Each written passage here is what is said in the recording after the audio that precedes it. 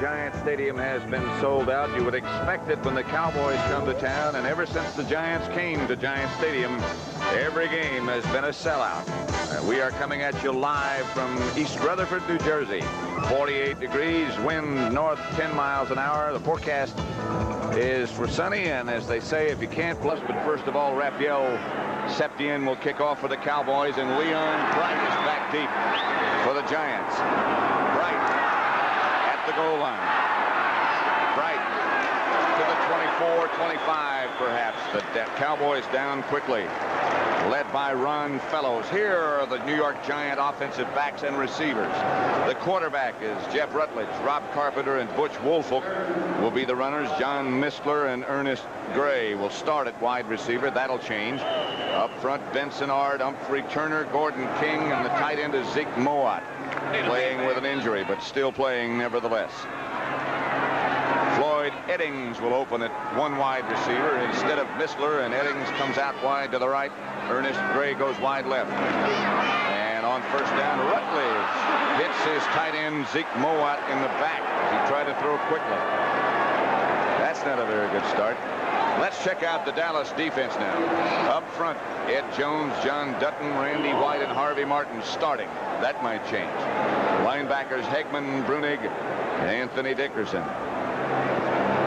Secondary, Walls, Thurman, Clinkscale, and Michael Downs. 2nd and 10 Giants from their own 25.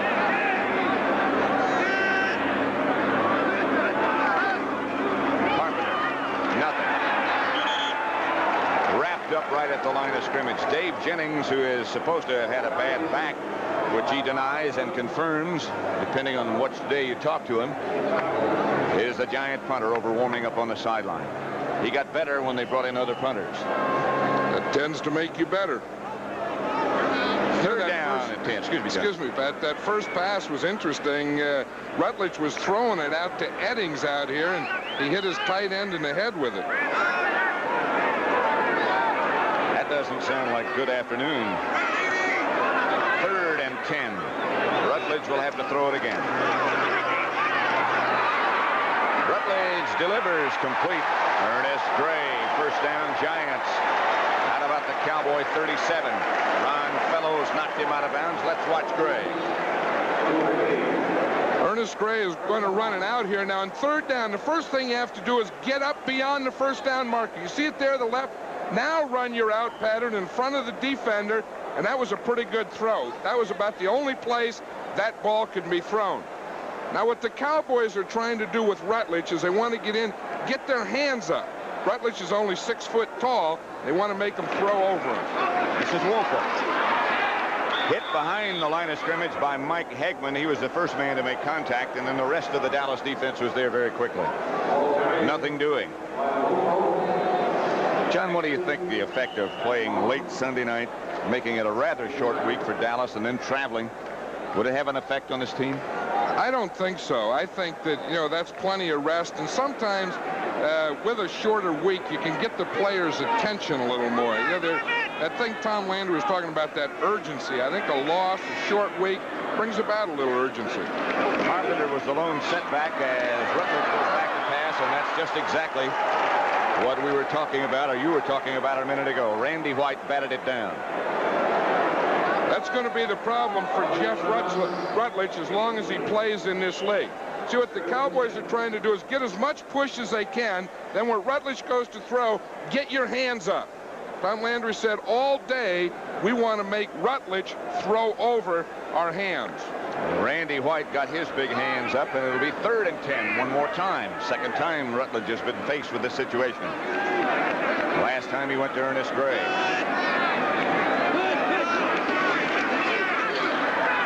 Cowboys on the blitz, and too tall Jones with the ball loose. Anthony Dickerson picks it up. Is it a fumble or is it a pass? First down Dallas. Cowboys come up with the ball. Ed Jones wrapped his arm. Here's Ed Jones here, number 72. We'll see him. He's working on Gordon King. He just runs right by him to the outside, beats it to Rutledge. Now, if Rutledge's arm is going forward, then it's not a fumble. But that ball dropped out before his arm started to go forward. So it's ruled a fumble. It is a fumble. It's Dallas's ball. His arm did go forward, but he dropped the ball before it did. Right, it went forward, but he didn't have the ball in it. First down, Dallas, the Giant 31. They go with 2 tight ends. They give to Ron Springs. Inside the Giant 30 to about the 26. Let's set that Dallas offense for you. Danny White, the quarterback. Dorsett and Springs, the runners. Tony Hill and Drew Pearson wide.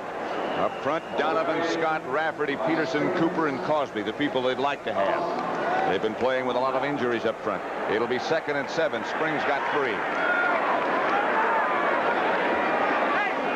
We'll check the Giant defense in just a minute. Danny White with Dorsett and Springs behind him. Dorsett goes way deep.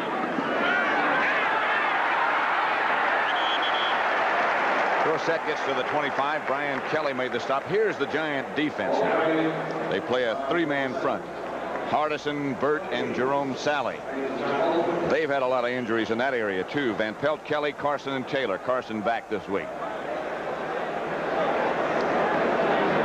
In the secondary, Haynes and Jackson on the corners. Courier and the rookie, their number 1 draft choice, Terry Kennard, at the safeties. It'll be 3rd and 5 from the 25. From the shotgun now.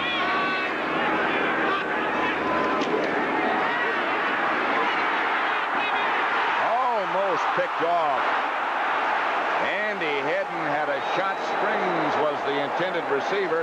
A pass that Danny White perhaps should not have thrown in that direction. You know, Bill Parcells was telling us yesterday, in any situation, 3rd or 5 or less, the Cowboys always go to Ron Springs. It looks like Andy Hedden learned that very well, didn't he? He was sure right like there on Ron Springs. Let's watch Lawrence Taylor here in the rush. When he rushes now, he's always going to be blocked by a lineman. That was Pat Donovan, the left tackle block. And he beat him with a spinner. Rathfield stepped in from 42 yards out. Ring Toronto holding. Good hold. Not a good kick. No good. Giants withstand the first Dallas threat, and the Cowboys unable to capitalize on that turnover. John Madden at Giant Stadium on a delightful fall afternoon. Boy, what a great day to play. I even thought about maybe suiting up. Maybe not. It's not that great a day, man. I mean, yeah, great day is a great day. Woo, suiting up, man. They're shooting live bullets out there. First down, Giants. Rob Carpenter outside the 30. Got about 6. Tackle made by Randy White. Carpenter got off to such a great start this year. And things have sort of slowed down for him, as they have for the Giants. It'll be 2nd and 3. Give Carpenter 7. Line of scrimmage, the Giant 32. Jeff Rutledge, the quarterback. They give to Wolford. Clint Scale comes in from the outside. He got maybe a yard. Ed Jones also on the bottom of that pile, and too tall. Seems to always, at some point in every game, become a factor. You know, especially is going to be a big factor today because Jeff Rutledge likes to throw to his right. Now, on his right, Too Tall is rushing. Now, Too Tall, 6'7", and when he gets his hands up, he's 7'3", and Rutledge is 6 foot. Now, mathematically, it doesn't work. It really doesn't, does it? 3rd and short. They give to Wolford. He's got the first down. Michael Downs comes up to make the hit, but Butch gets the first down. The Giants early this week had a team meeting, and as someone said, it is losers who have team meetings, but sometimes they can accomplish things. Well, I know one thing, that there was a lot of, you know, they got a lot of steam off, and it was a long meeting. They met for over an hour and a half, and I guess one of the biggest spokesmen in that meeting was Lawrence Taylor. I think he's one of those guys, when he talks, you listen. He has the respect of everybody. Rutledge to Eddings. Eddings had some room and slipped down. Nevertheless, he got 8 or 9.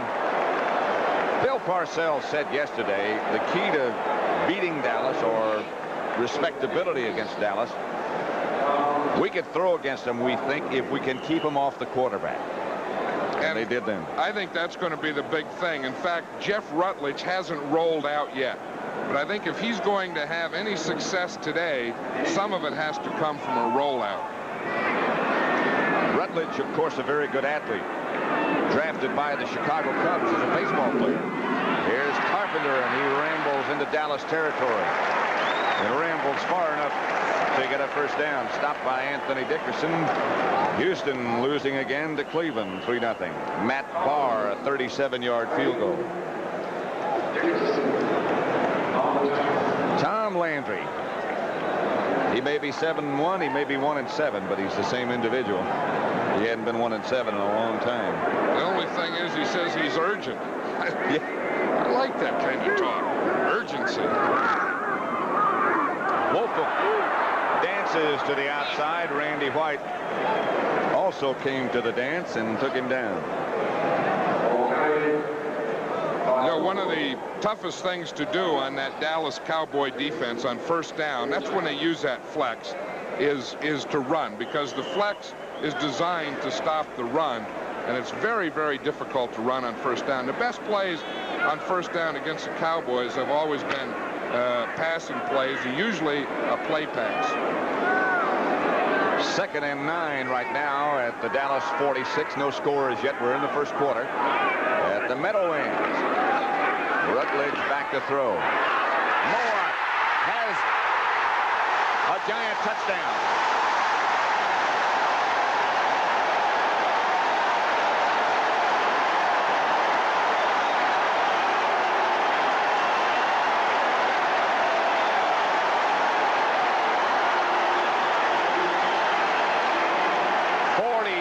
Yards from Rutledge to Zeke Mowat.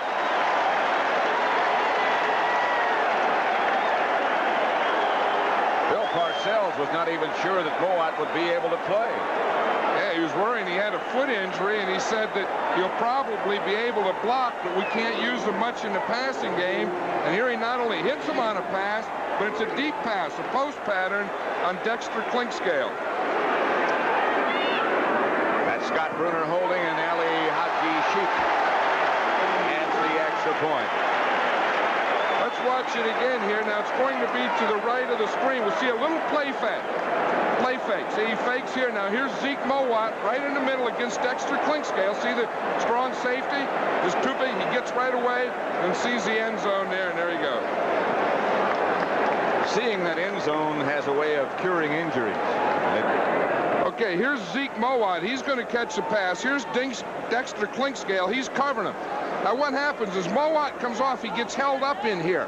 Clinkscale looks to the outside, think that Mowat isn't going to run a pattern. He escapes and now comes down and runs a post pattern. But watch what happens. Clinkscale takes his eyes off. See right there? Takes his block. He looks out here. See him? Now by the time he turns back, it's too late, and Mowat already has him beat on the post pattern. Clinkscale was looking to the outside to help outside left. That was Zeke Mowat you just looked at. Ali Haji Sheik will kick off and lofts it deep. Ron Fellows starts to the left and then swings to the right and has some room. Fellows at the 20. Taken down by Frank Marion, who always seems to be around on those special teams. The Giant drive, 7 plays, 75 yards. Rutledge, 46 yards to Mowat. It's amazing how those injured players often become such big factors. You know, it's a funny thing about that play. Had Mowat gotten a clean release, Clinkscale probably would have covered him. But the fact that the linebacker held him up, Clinkscale took his eyes off him. Drew Pearson comes out wide to the left. Giants leading Dallas 7-0. Cowboys dressed in blue, which they do not prefer. Cosby was in motion. They give to Dorsett, and Dorsett breaks almost clear. Stopped by Harry Carson. Now for an NFL update. Let's here at the Meadowlands. It's the Giants 7. Dallas Dallas nothing. Dorsett got 8 at 2nd and 2, and Dorsett is the lone setback. He gets the pitch back. Swings to the outside and has the Cowboy first down out of bounds at about the 34. Mark Haynes put him out of bounds. There's number 64, Big Jim Burt, the nose tackle. He's really had a tough time this year. You know, he has a bad back. Let's watch him here. And he really can't practice much during the week. And he said the thing that bothers him is he can't lift weights.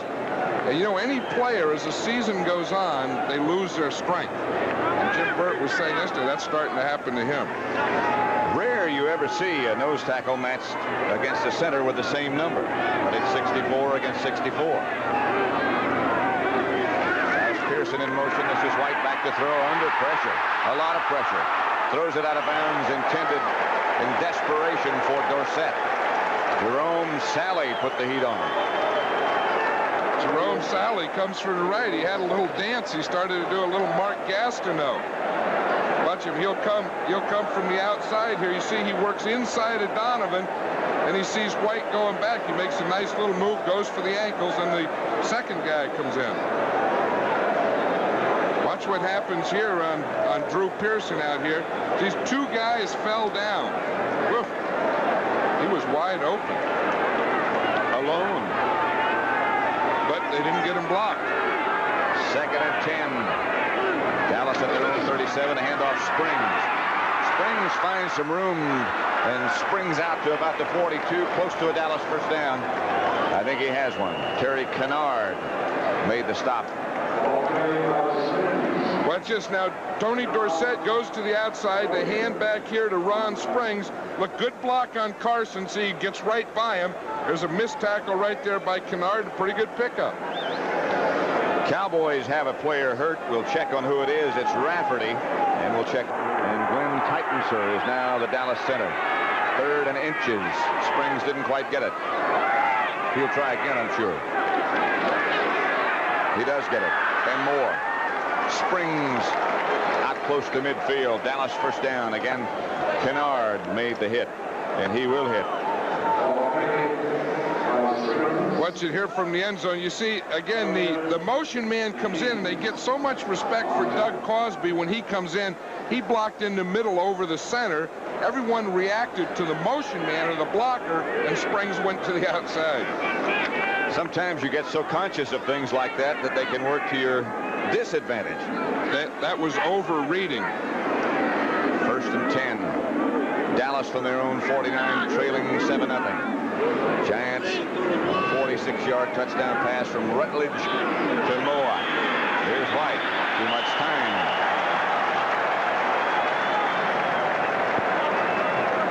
Supposedly, the Cowboys have a code so that they can, once the clock gets down to 10 seconds, they can change the play. Obviously, it didn't happen that time. Well, I know if there's anything that upsets Tom Landry, it's that. First down. Because he sends the plays in, and as you say, he feels that if you don't have time, then just shorten down the motion, call off the motion, shorten down the call, but get the play off. The word on Rafferty, by the way, is that someone stuck a finger in his eye, and he should be back. Probably that 64. That other 64, Jim Burt.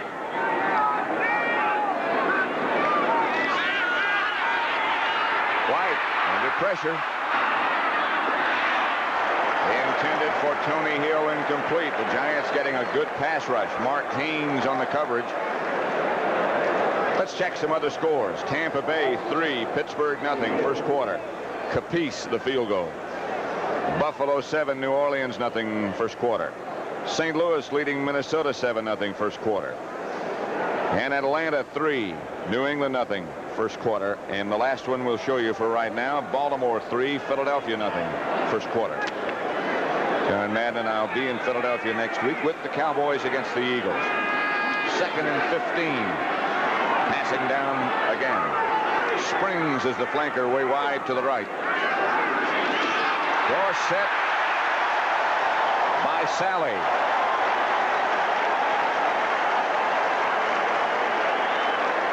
Giants didn't believe it was a passing down. Jerome Sally, so far, at a new position, defensive right end.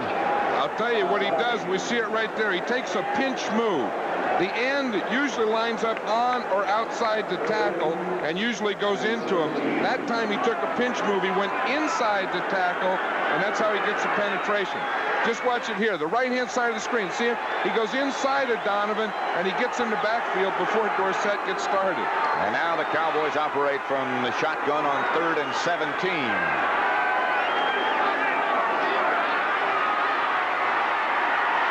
White going deep. Drew Pearson. Interference. No doubt about it. Bill Courier hit Pearson before the ball got there. No way you can question that, Bill.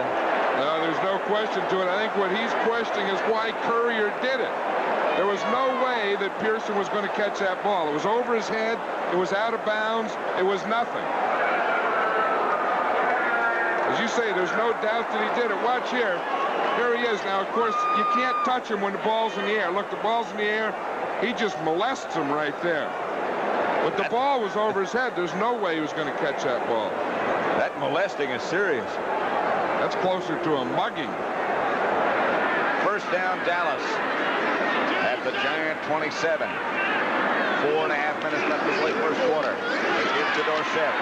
And Dorsett gets down to about the 20. This is the one thing, if you had to pick one thing that Bill Parcells thought that they had to do, the primary thing would be we have to control Dorsett on first down. On first down, because as he says, if they gain that 5 and 6 yards on first down, then the Cowboys really wheel and deal when they get 2nd and 4, 2nd and 5. That's when you see everything. But if you can keep them at 2nd and 8 and 3rd and 5 and 6, then they're very predictable. Right now it's 2nd and 3 or 4. 3.5, we'll say. They give again to Dorsett. He swings around the corner. Gets out of bounds at about the 20. Maybe a yard. Maybe not even that much. Raphael Septien over on the sideline. He missed earlier when the Cowboys had a chance, which is very rare for him. Look at those fancy things they carry with them now to kick out. I bet you didn't have that when you were kicking. You didn't pack fancy stuff like that, did you? No, I had a bucket with some charcoal in it. That thing looked like a tent. Looked like a family could live in it. We had to get close before they even lit the charcoal. They just folded up the tent, didn't they? Yeah. That's where we roomed. 3rd down. White this time has some time going deep. Has a touchdown to Tony Hill.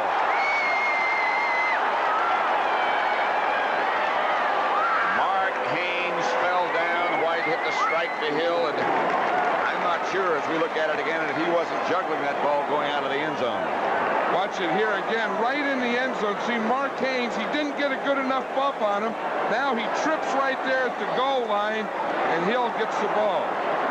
That is a tough one. That's a very close call. Because, again, he has to have control of the ball in the end zone. I don't know if that left foot was in or not when he had control. That's close. Nevertheless, it's 7-6, and Septien out of Toronto's hold will try to tie the score. Tony Hill put on a couple of good moves right at the line of scrimmage and got away from Haynes. Gets open right here on the line of scrimmage. He makes a little move right here on Mark Haynes and gets outside him right now. Then he gets up there. Of course, Haynes falls down. But the big move is initially. Watch him right here as he comes off the line. He gives him a little thing to the inside. Haynes goes inside. And watch him right up outside. Now he's even with him. Now he's beyond him. And, of course, here's the catch. Does he have control? He looks like he does with his right foot. See, it looks like the right foot's in with control. I don't know if the left foot was in after he had control. The thing is, his back was to the official who was there making the call, and he was blocked out. His view was blocked out. Septien kicks off to Leon Bright. From the 9 is Bright. Chased and cut down at the 22 by Bruce Huther. The scoring drive for the Cowboys, 10 plays, 80 yards, 4 minutes, 12 seconds. culminated by the pass 21 yards out from White to Tony Hill. But again, the big thing on that pass was really the great move, the escape move that Tony Hill made coming off the ball. I mean, he had Haynes turned around, and Haynes was stumbling and fumbling and never did recover. He was gone from then. First down from the 22 for the Giants. They give to Carpenter. Carpenter is hit at the line of scrimmage and nudges his way for a couple. Ed Jones and Randy White. But, you know, on that drive, still the big play, I think, was Bill Courier's interference. You know, that was a play that they really didn't have to do. Let the ball just float. Yeah, that's easy to say from up here, but that's another discipline thing. But you don't do those types of things. 2nd and 7. 58 left first quarter. Rutledge back to throw. Under pressure, does throw. Carpenter. Carpenter swarmed on quickly by Bob Brunig and Mike Hegman.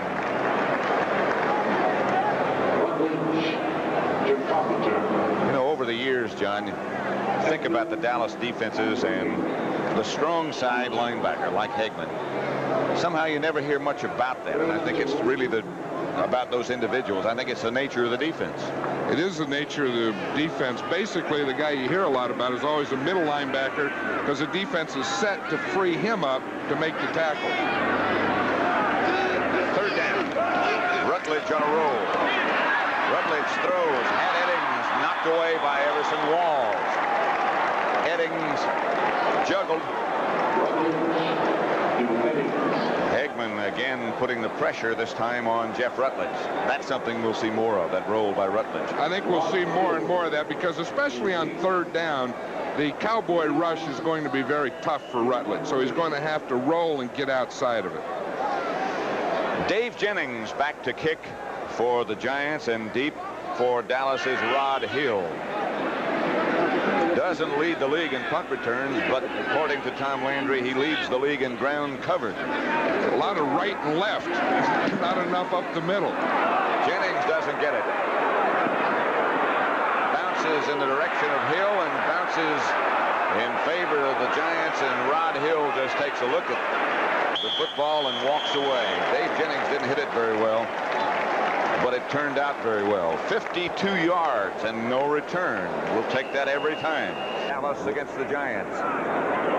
Cowboys have the ball back at their own 18-yard line. 2 tight ends to go with, Crosby and Dupree. And Dorsett and Springs set up behind White. Handoff Springs, nothing doing. Giants' Jerome Sally is right there again. There's a penalty on the play from that deep guy. It's probably something on the tight end. It's either the tight end for holding or the guy holding the tight end. So I'm sure that'll be in the tight end. That deep official back here keys the tight end. So when that flag's thrown about 25 yards, it's usually on the tight end. Brian Kelly, of course, the veteran linebacker, is the Giant defensive captain who will make the decision about whether to accept this penalty or not. Freddie Wyant, by the way, is the referee, the ex-West Virginia and Redskin left-handed quarterback. Holding number 89, first down. Tight end Billy Joe Dupree, as John Madden just told you. Let's see if we can see Billy Joe Dupree's play. Here he is right here in the end of the screen. He's on Brad Van Pelt, but he's going to block down. Oh, right there, he's blocking down on Jerome Sally. He saw his left arm. First of all, he got the top of the body, and then at the end, he grabbed his leg. That was a double dipper. If you hold him and still can't block him, you got troubles. Sally made the tackle. Lawrence Taylor made that last tackle. Let's watch it from back here. It's a counter play. You see Springs started to the left, Dorsett goes to the left, and in comes Lawrence Taylor. I'll tell you, he can cover more ground with a dive than anyone I've ever seen. You made great observation about him yesterday when we were watching practice. He's a guy who looks like he enjoys the game. Yeah, they talk about guys loving to play. When we were watching practice out here, he was covering a wide receiver 50 yards down the field. Danny White back to throw. Look out. Cowboys have a screen set up, and a pretty good one. Dorsett gets a Dallas first down. Harry Carson finally made the stop. And you talk about somebody who can accelerate.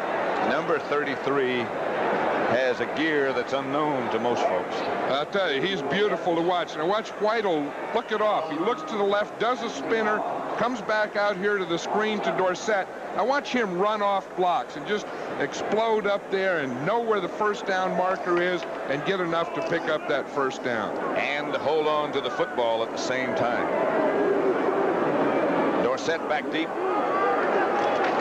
White fakes to him. Cosby makes the reception, hit by Bill Courier and Brian Kelly, but it's another Dallas first down. 13 yards on that completion from White to Cosby. That big target in the middle is a big asset.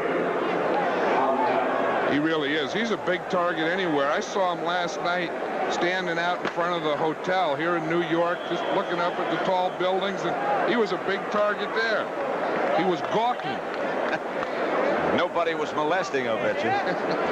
7-7. Pat Summerall, John Madden at Giant Stadium. 1st and 10. Ball on the Dallas 46. And we just begin the second quarter.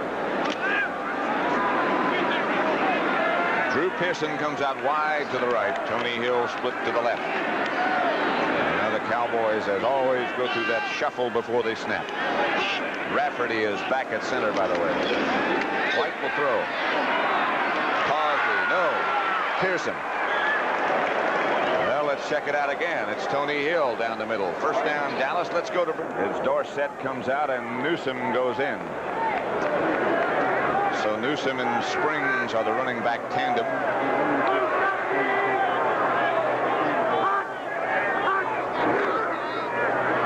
Springs. To the Giant 39, Harry Carson tripped him up.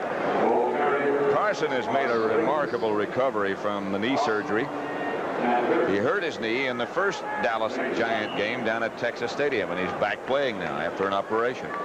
It was funny. We were watching him run around here yesterday, and you expected to see some bandage on it or tape or a brace or something, and he didn't have a thing on that, and he didn't have any limp, any signs of a limp. He looks like he's perfectly healed. 2nd and 6. White to Dorsett. Dorsett barrels down to the 35. Terry Kennard came up to make the team is going to be heard from before the year's over. Philadelphia 7. 2-3 over Baltimore. 3rd and 3. Tony Hill. Mark Haynes on the tackle, but it's another Dallas first down, a 12-yard pickup. Of course, Mark Haynes remembers that last play when he was up there tight again, so he's going to get back off a little deeper. Watch, he hits him, and now he's going to start to get back. He does, and it looked like Tony Hill pushed off of Mark Haynes on that play. Did. But he wasn't going to let him get that escape that time. He got back off, let him come, boom, he hit him, had pretty good position on him. I think Hill did push off. Those offensive guys can interfere too, you know. Now the Dallas offensive setup settles down as White gets everybody where he wants them. Springs to Dorsett. Dorsett swinging to the outside, and Dorsett and only Dorsett can do something like that. Jerry Jackson finally got him out of bounds. That is a totally confused effort that wound up in a Dallas first down almost. And as you say, only Tony Dorsett could do it. He's coming on a reverse, and it looked like he liked the area where he was at first better than where he was going. Look, he said, holy moly, there's too many white jerseys. Let me go back where I started from. It's a little better over there. Find some guys in the blue. Makes a move there, puts someone in the back. There's Terry Jackson. Finally gets him after he picks up a first down. That is amazing. Starts on reverse and, whoa, I don't like this stuff. Just reversed his field and made an old double reverse out of it. It is a first down. 1st and 10 from the 15. Pass intended for Cosby in the middle of a bunch of white shirts. Mark Haynes was the man who got a hand on it. And in spite of what you saw, Dorsett did get a first down. I I think one thing, Doug Cosby draws a crowd down here. When they get down inside the 20-yard line, he is Danny White's favorite receiver. We see White here. He was watching Cosby all the way. And that brings 1, 2, 3, 4 Giants in there. Remember the Giant game in Dallas? That's right. He was the guy that got the touchdown. 2 touchdowns. Yeah, one was questionable. I called it illegal. Someone said there's no such thing as an illegal touchdown. It's the opposite of legal. Blitz. Dorsett. Touchdown. Harry Kennard on the blitz. Danny White, with his athletic ability, bought a little bit of time and got it to Dorsett. I'll tell you, Danny White makes this play because he starts back. Now watch, now he sees the blitz coming. He backs up, buys a little time. That allows him to get rid of the ball to Dorsett. When Dorsett got the ball, there was no one out there. I don't know what happened to the Giant linebackers, but we see Kennard coming on the blitz. Now if White sees it, he takes about 3 more steps back, gets the ball out to Dorsett, and there's not a white jersey out there until Lawrence Taylor gets there from the end zone. Toronto holding. Safety an extra point. Dallas 14. Giants 7. The Cowboys went 81 yards in 10 plays. Kept the ball 5 minutes, 8 seconds.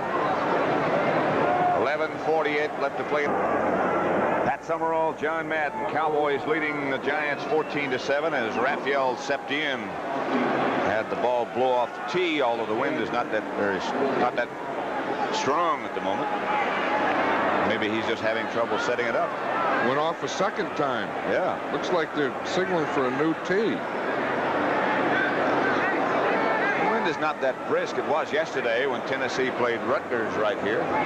Volunteers beating the Scarlet Knights 7-0. Went off the tee again for the 3rd time. Now I'm sure they'll bring in a holder. Here comes Dennis Thurman. Maybe he'll hold it because usually the referee will tell him if it happens more than 2 or 3 times that they have to put a holder in there.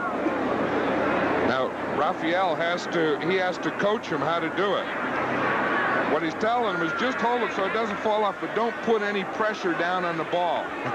He's probably telling Dennis Thurman, don't look either. Keep your head up. Let's see what Thurman does. Leon Bright.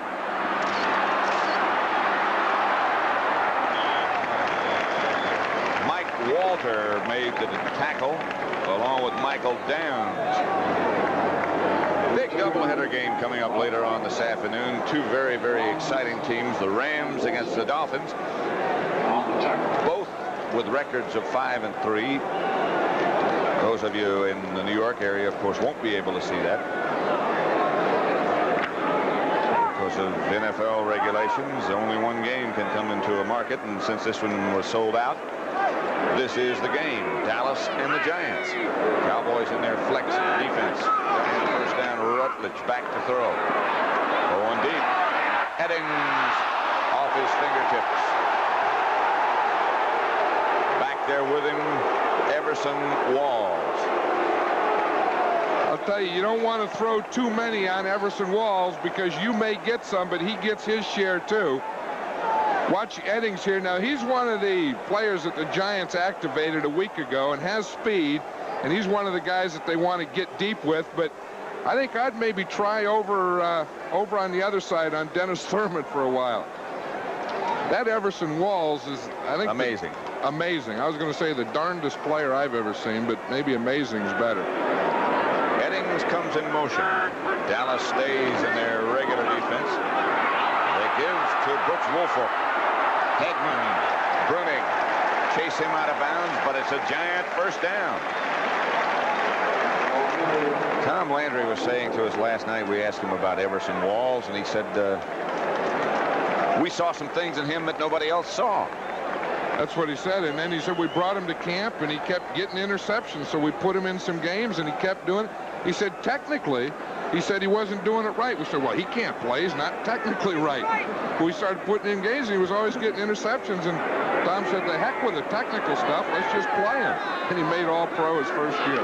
Larry Bethea has replaced Harvey Harvey Martin in the Dallas defensive setup. That was Carpenter hit by Randy White. There's Bethea. Well, of course, as Tom Landry says, Harvey Martin isn't Harvey Martin. And I think we're going to see more and more of Bethea, Larry Bethea, replacing him. And eventually probably phasing Harvey Martin out. Rob Carpenter limping just a bit. 2nd and 8. I talked to Harvey just before the game, and he said to me, "I'll get better." Here's Rutledge. Pass almost picked off by Brunig. There's the problem right there. When you have a quarterback 6 feet tall, he just doesn't see. You know, and here we see, look what he's looking at. See, you get a guy like John Dutton coming up in his face. You get a linebacker there. You get those guys, and he just didn't see anything there, and he threw it right to Bob Brunig. I think it's going to be tough for him to play again unless they roll out with him. Like throwing through a picket fence. All those arms up. Now they go with a shotgun. He has a better chance back there.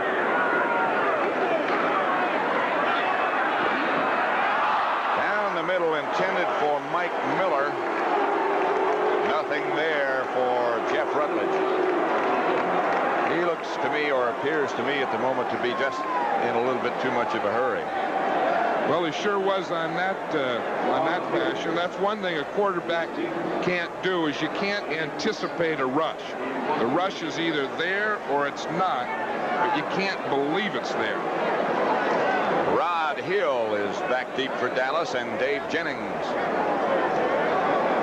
We'll check his hang time.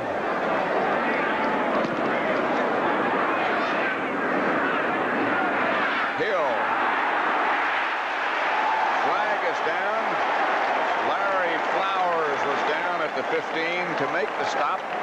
And I think Dallas is going to be called for an illegal block. 45-yard punt, 1-yard return, 46 net. So Jennings, in spite of his bad back, is winding up with a good net. You know, that Larry Flowers is one of the pluses of the Giants this year. It seems like on every punt coverage, kickoff coverage, he's always the first guy down there. Remember last night, the last thing that Tom Landry said to us as our meeting broke up? Yep, he says, if you want to watch someone on special teams, he says, watch Bill Bates on my team. And he started to get up, walk away, and he said, and watch Larry Flowers on the other team. In the back. Illegal block is correct, as Freddie Wyant gives us a signal. Billy Joe Dupree and Danny White come in. There's Larry Flowers over on the Giant bench. Good job. Very good job. 14-7, the Cowboys. Every time the Cowboys have had the ball, they've had a chance to score. They missed the field goal, Septien did, after the turnover. Fumbled by Rutledge. The next 2 times they had it, they scored. One drive 80 yards, one drive 81 yards. Cowboys have it again. They lead 14-7. That was Pearson in motion. The handoff is to Dorsett. Dorsett scrambles outside the 10 to about the 13. Jerome Sally. Cowboys, as you know, this year have sort of built a reputation from coming from behind, and here's the way they've done it by quarters. Well, you know, it looks like they're a little slow starting. Then I've always believed that they just kind of feel out in the first quarter. Then in the second quarter, that's when they realize what the other team's doing, and then they're going after them. The first part of the season, they've been behind in the fourth quarter, so they had to make all those points to come from behind and win. And they're 7-1, 2nd and 7. Nothing doing this time for Dorsett. Harry Carson, D. Hardison, Brad Van Pelt, all met him at the line of scrimmage. This will be a big 3rd down for the Giants here defensively, because if they can stop him here, they'll get some pretty good field position. Massive substitutes by the Cowboys, as usual. The Giants, as you know, hold hands in the defensive huddle. I'm not sure that stopped anybody. Well, we'll see if it helps. Danny White from the shotgun as the crowd comes to life. Dallas leading 14-7. He has good protection. He throws down the middle, intended and picked off down by Terry Kennard. Kennard still on his feet, and still Terry Kennard still on his feet. Giants have the football at the Dallas 14. Timmy Newsom finally made the stop.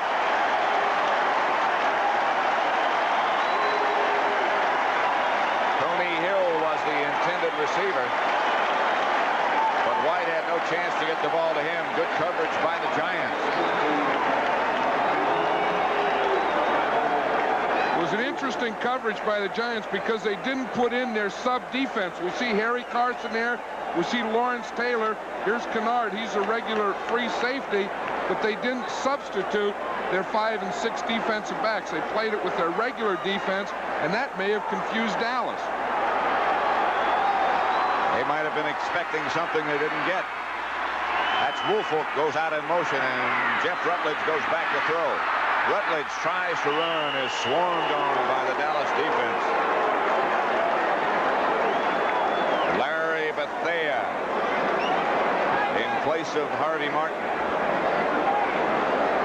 There's a guy, John, that the Cowboys have been very patient with. You remember he was their first-round draft choice, and all of a sudden he didn't get anything done, but they've hung with him, and now it looks like he's the heir apparent.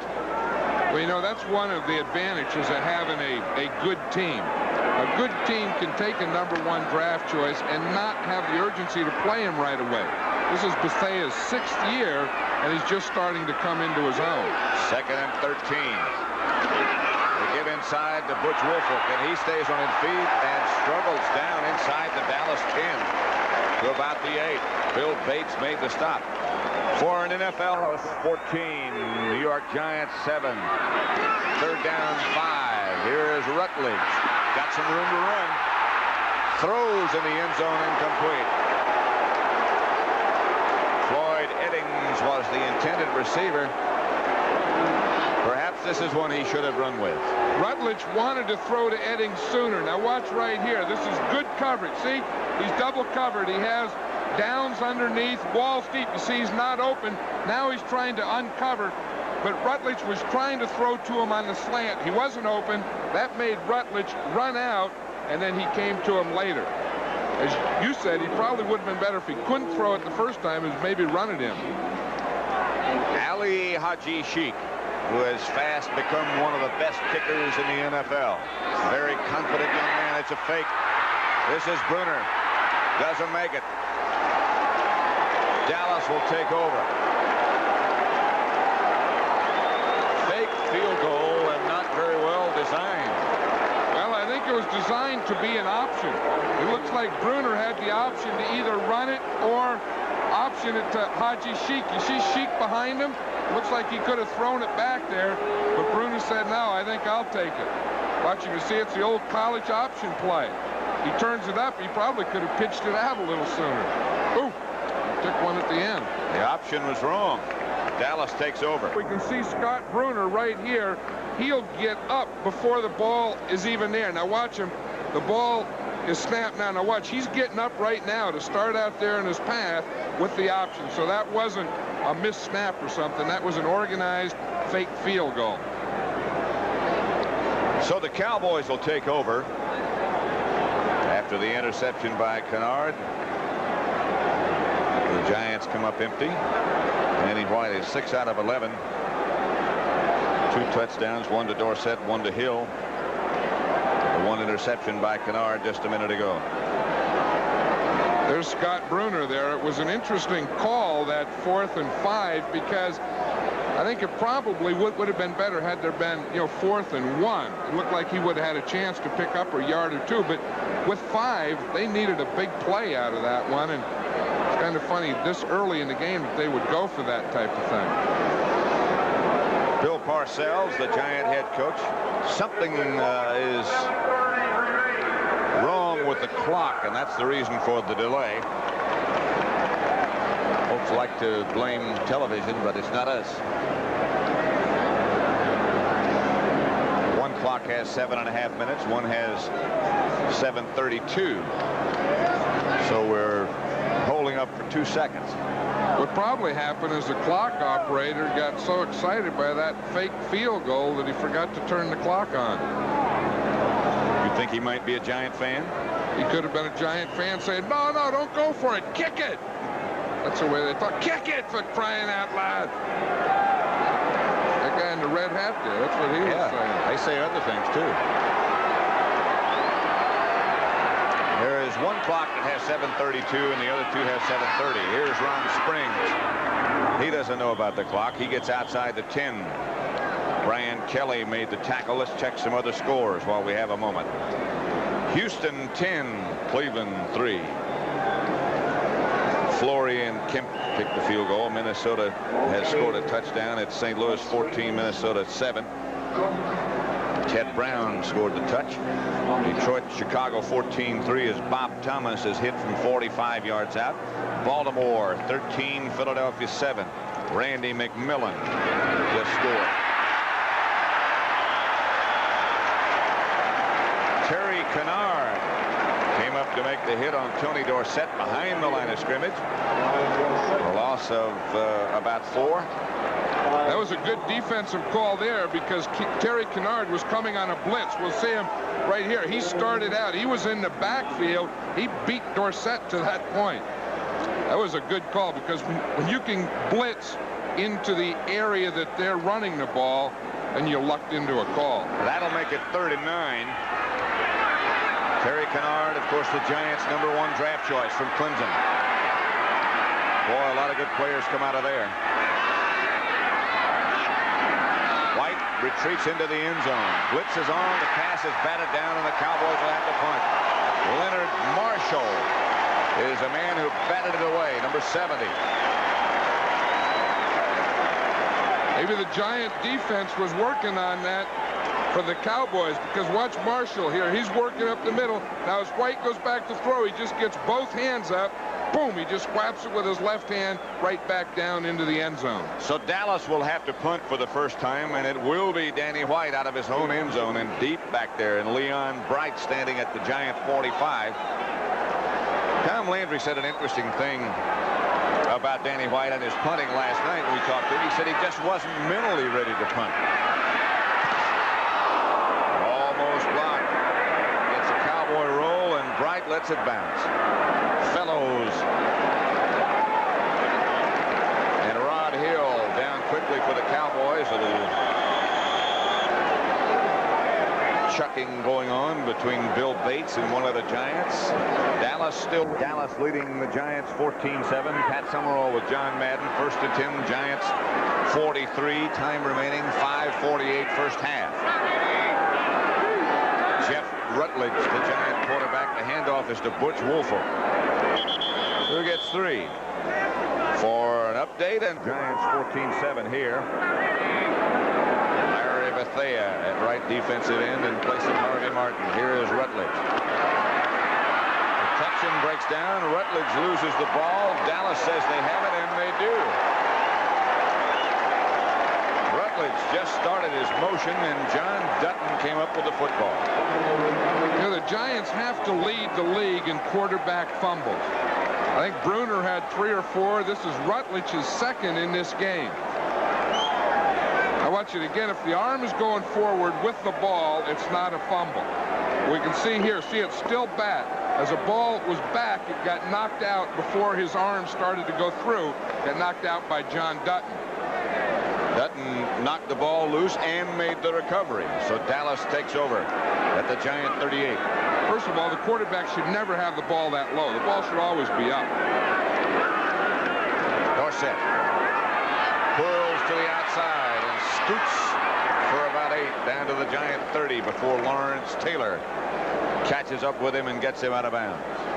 That's Dallas's favorite running play, that deal where they pull the off tackle. The right tackle, Jim Cooper, pulled and led that play and got that room from Dorsett. Let's see if we can watch it from here. The right tackle, Jim Cooper, will pull. You see him coming across here? Dorsett waits for him to get there. Look, he sneaks right in behind him. Now he waits. He gets that little block there. Boom, then he's out to the outside, up the field. All he needs is a little block. Just a little block. Get that tackle running all the way from the right tackle to left. That's a long way for tackle. 8 yards for Dorsett, 2nd and 2. They hand off to Springs this time. He doesn't get the first. He gets close. He is very close to a first down. Brian Kelly and Lawrence Taylor. Tampa Bay has gotten a 3rd field goal from Capice, and they lead Pittsburgh 9-0. This one was from 27 yards out. Detroit 17, Chicago 3. 29 yards for Eddie Murray. Tampa Bay's pitching a shutout. Yeah. They've been shut out all year. There's some howling going on down in Tampa Bay, I can tell you.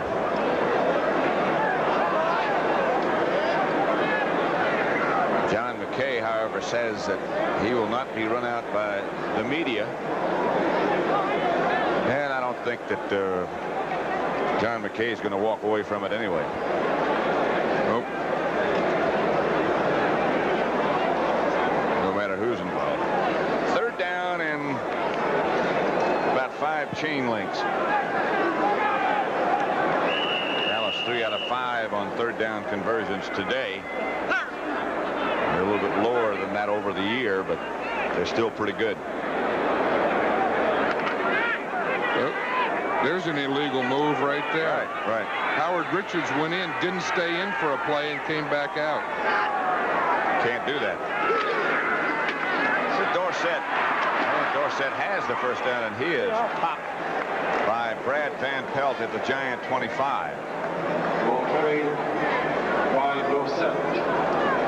Of course, the short yardage was a confusing thing here. They had Richards come in, and then he ran back out. They got the play. We see Herbert Scott pull. He leads up through the hole, and that was all Dorsett needed. See, in the short yardage, everyone wants to get in tight and down low. You see, you get all those bodies in there low, and then it's just a thing for that line of scrimmage. Whoever can control it, and that play the Cowboys did. So it's first down, Dallas at the Giant 25. 3:48 left to play in the first half. Cowboys are going to throw. Look out for Lawrence Taylor. And there goes the football. Just stripped it away. Dallas gets it back. Lawrence Taylor around the corner, and he is so very effective outside like that when he can do what Hendricks does and those other players. I'll tell you, the other thing he did, he didn't come in high.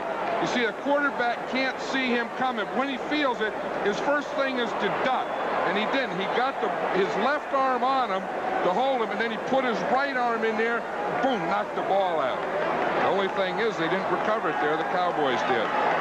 He can make things happen. He can. 2nd and 19, and now the Cowboys go back and go to work. They're going to throw it back across the field, and White just throws it away because the Giants had it read so well. Ron Springs was trying to set up a screen behind Donovan and Cooper, but the Giants knew what was coming.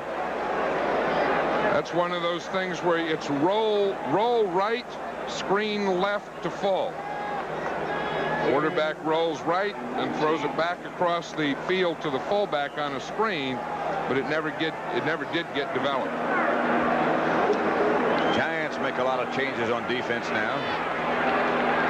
Extra defensive backs, 4 down linemen, including Leonard Marshall, D. Hardison, Jerome Sally.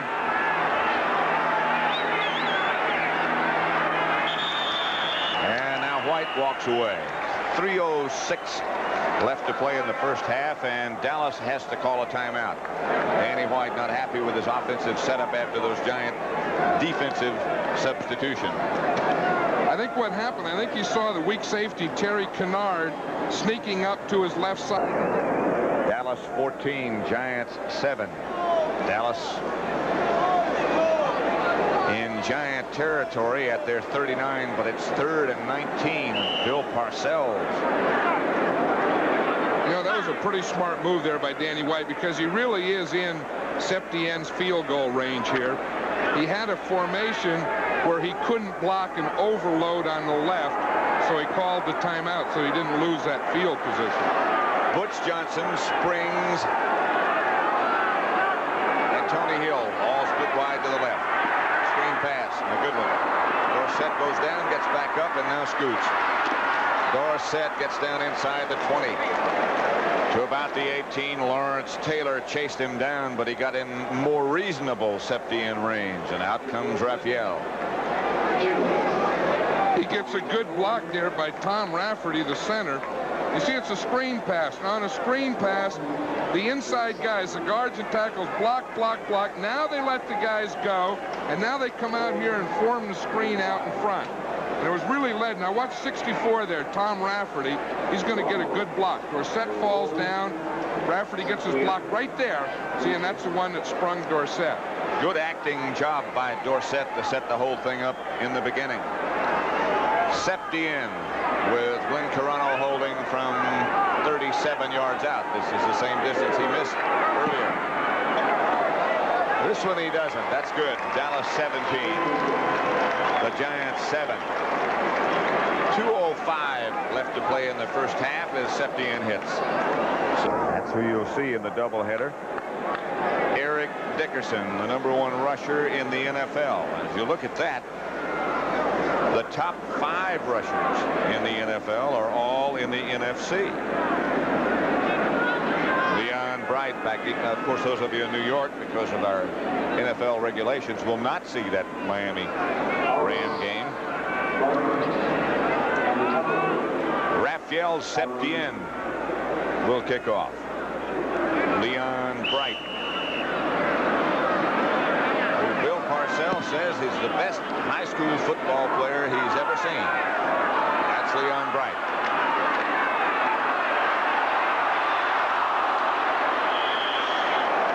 Bright really upset with himself as Dexter Clinkscale made sure he stayed down. He had some room and slipped down. That blocking pattern of the Giants really developed nicely there, and there was a nice hole for Bright, and as he started to go through it, he just slipped and fell down. Dallas 17, Giants. And the Hall of Fame slot should be open for him too. Ball at the Giants 31. 1:55 left in the first half. Jeff Rutledge operates from the shotgun.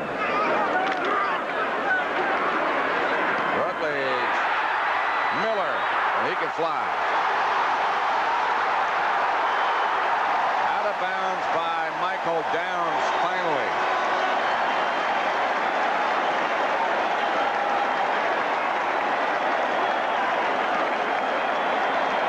You know, there's a guy, that Mike Miller, who someday, he's just a rookie here. He was with the Green Bay Packers in camp. The Giants picked him up late. The first half of the season has just been a training camp for him. But this is the type of receiver that the Giants are trying to get. They're trying to get guys like Miller who have speed.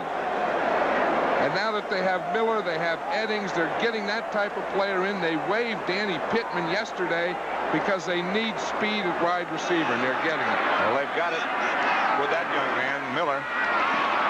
Rutledge has a man wide open. It's Carpenter. Carpenter whirls into the end zone. Touchdown Giants. Carpenter spikes.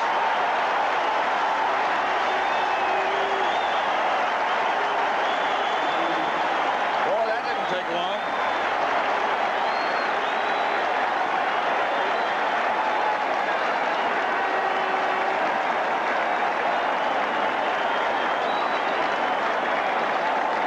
Giants have found some holes in this Cowboys secondary.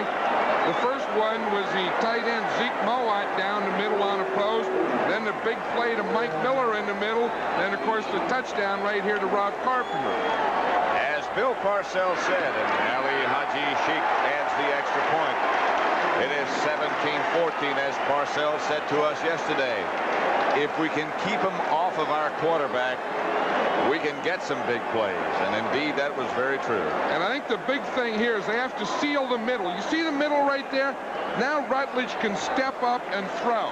And if they can do a job inside, if Billy Yard, J.T. Turner, and Rich Humphrey, the center and 2 guards, can just shield that middle so that Rutledge doesn't get anything coming in his face, then he does have a shot. So it's 17-14, and here again is the touchdown. You see what we're talking about right here. You see the centers, see the guards. If they can take Dutton and Randy White to the outside, then that'll let Rutledge have this middle. You see here, Now he has a lane to throw the ball in. He doesn't have to throw it over the rushing lineman. That's pretty good protection. Excellent. And well said, John. Ali Haji Sheik will kick off. Back deep for the Cowboys. Ron Fellows and Rod Hill. The giant drive, if you can call it a drive, didn't take long. 2 plays. These are the kind of drives you like. Boom, boom, whack. Sheik. High. Hill. Room.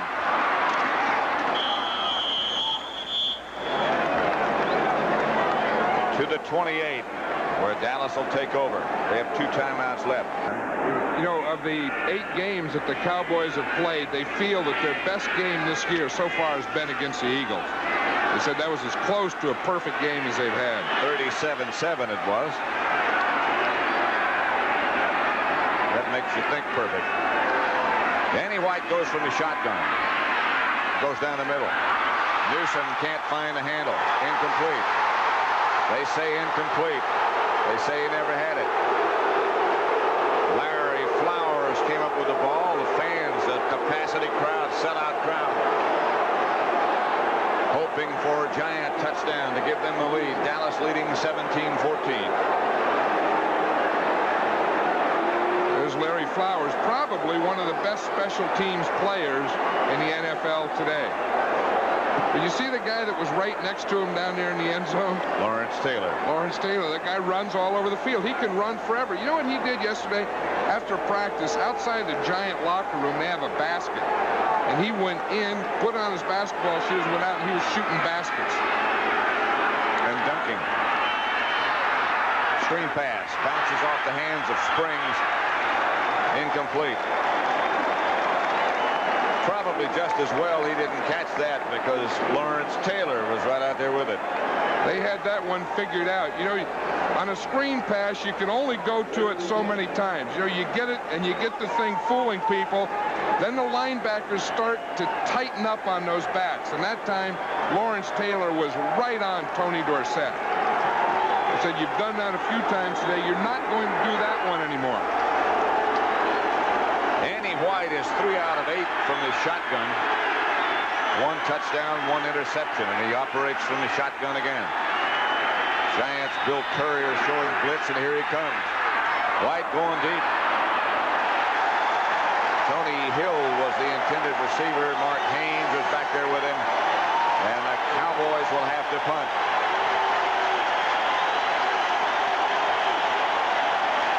Andy Hedden, one of the Giant linebackers, asking the crowd to celebrate, and indeed they're doing just that. You know, it's funny. It's the old chicken and the egg. You don't know whether the team fires up the crowd, then the crowd helps the team, or the crowd fires up the team. But whatever it is, it's starting to happen now. And both of them are getting into it. Here's White to punt. Good kick. Good kick. Leon Bright. Bright with some room, and Bright is airborne. Knocked down at about the Giant 36 by Robert Newhouse. 44-yard punt, 9-yard return. Bill Bates was shaken up just a bit. He was the first man down in the coverage. Hit by Pete Shaw. Let's watch it. There's Bill Bates, number 40 there. We'll see what happens to him here. You see, he's just a little late for the tackle. Oh, did he get picked off? Pete Shaw. I saw Bill Bates in the hotel last night, and he was telling me, he said, I broke a helmet last week. I broke a helmet on a tackle. He was proud of that. He had to get a new helmet. This is Butch Woelfel. Butch swings into Dallas territory. First down, Giants.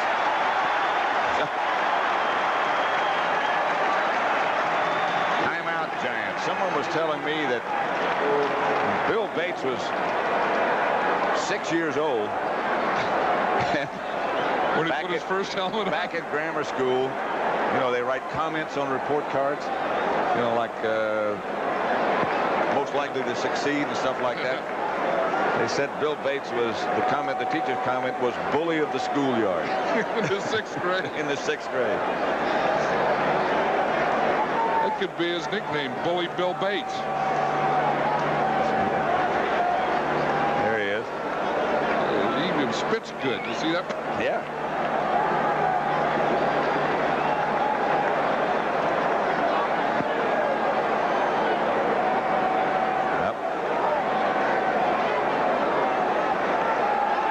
To remind you, as you look at Bill Bates, that at the half, I well remember, they took a lot of money out of my pocket. 1st and 10 Giants. Rutledge out of the shotgun, operates and steps up. And over the back comes Randy White. The ball is gone again. And Dallas has it again. Cowboys recover. I believe it was Bethea who made the initial hit. But let's check. Randy White, perhaps. Yeah, there has to be something there because this is the 3rd time that Rutledge did this. I think one thing is he holds the ball low. You see down here, you see it's down there. Of course, he doesn't know that the pressure is coming. It was Randy White on that play. But like on the quarterback fumbling 3 times in the 1st half, that was the reason that Jeff Rutledge replaced Scott Bruner because he had fumbled 4 times. To make it official, it was Randy White who made the hit and Ed Jones who made the recovery. And Danny White now goes back to throw. Pass almost picked off by Terry Kennard, intended for Butch Johnson. Kennard had a hand on it. I think Terry Kennard had read that thing all the way. You know, a quarterback can't look too long at a receiver because it looks like he was watching Danny White. You see him, look, he's looking back there. He was watching White. He got a good jump on the ball and darn near had the interception. Beasley Reese, who used to be with the Cowboys and of course was with the Giants, walked off when they put Terry Kennard in the starting roster, in the starting defensive lineup. But you can see from Kennard's performance that they had good reason. Pass deflected. Leonard Marshall again. That's the 2nd time he's got his hands up and knocked the ball away. He still has his hands up. He liked that. Leonard Marshall. Leonard Marshall came to training camp weighing 295 pounds. They took one look and said, wait a minute. You can't play it that weight. Now he's got it down to about 270. I think they list him at 265. That was a nice jump he had, though. Did you see? Yeah. It was like one of those basketball jumps where he got up and he hung. He hung in the air and got his left hand up. That was a good jump and a good hang. Good hang time. Not necessarily just applies to the punter. Rushes on and White is down. Leonard Marshall and Casey Merrill.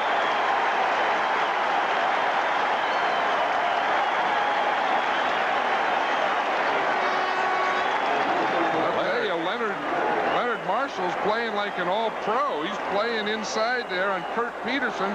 Watch him. He's just so strong. He just runs right through Peterson. He's the first guy there, and the next guy in is Casey Merrill. Of course, Casey Merrill was the guy that they just picked up 2 weeks ago. Leonard Marshall's pumped. He just ran right through Peterson, who's supposed to be the strongest man on the Dallas team. No, that was a good grunt contest there, but Marshall won it. If we had a mic down there, there would have been a lot of grunts. You know, kind of a lot of that type of stuff. You would have thought we were back at Notre Dame. Danny White going to take all the time he can with just 17 seconds remaining. Leon Bright standing back deep for the Giants. Danny White, of course, punting because of the knee injury to John Warren. Inspired Giant team.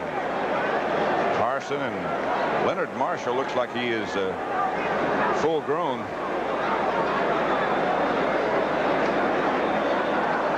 Yeah, he fills out that uniform. I guess he came to camp and he used to eat a lot of, they said, a lot of junk food late at night. So So they got him off the junk food late at night, and he's starting to get his weight down and understanding what this game's all about. White doesn't get it all, but it's not a bad kick nevertheless. Fellows down around it. So is Bill Bates. Giants will take over at their own 19.5-yard line, and I would imagine we'll just run it out and let it bounce and roll around, and that's what exactly happened. So at the half, at the Meadowlands, Dallas. Ali Haji Sheikh will kick off the second half with Dallas leading the Giants 17-14. And the Sheikh hangs it high. Action of Ron Fellows. Fellows almost taken down back at the 10. Struggles out to the 15. Tackled one more time by Larry Flowers. First half statistics. I think the big thing here are the turnovers. You know, the Giants are really playing pretty well, and their defense came on towards the end. But the thing that hurt them were those 3 turnovers, and they were all the same thing, quarterback fumbles, and they have to get that straightened out at halftime. Tony Hill comes wide to the left. Drew Pearson out wide to the right. Dorsett and Springs behind White. White will throw on first down, has Cosby. Doug Cosby to the 34-yard line. Mark Haynes made the stop, and White comes out crisply to begin the second half. You know, one thing, what they're doing is they're talking. There's the officials. They're up in the stands at halftime. Tomorrow is Halloween. That's right. You know, one thing on first down, the Giants are so conscious of Tony Dorsett. What the Cowboys are having success with is faking to Dorsett on first down and then throwing the ball. They do have a way of figuring out things. First and 10. To Dorsett. Reverse coming. This is Drew Pearson. Got one good block.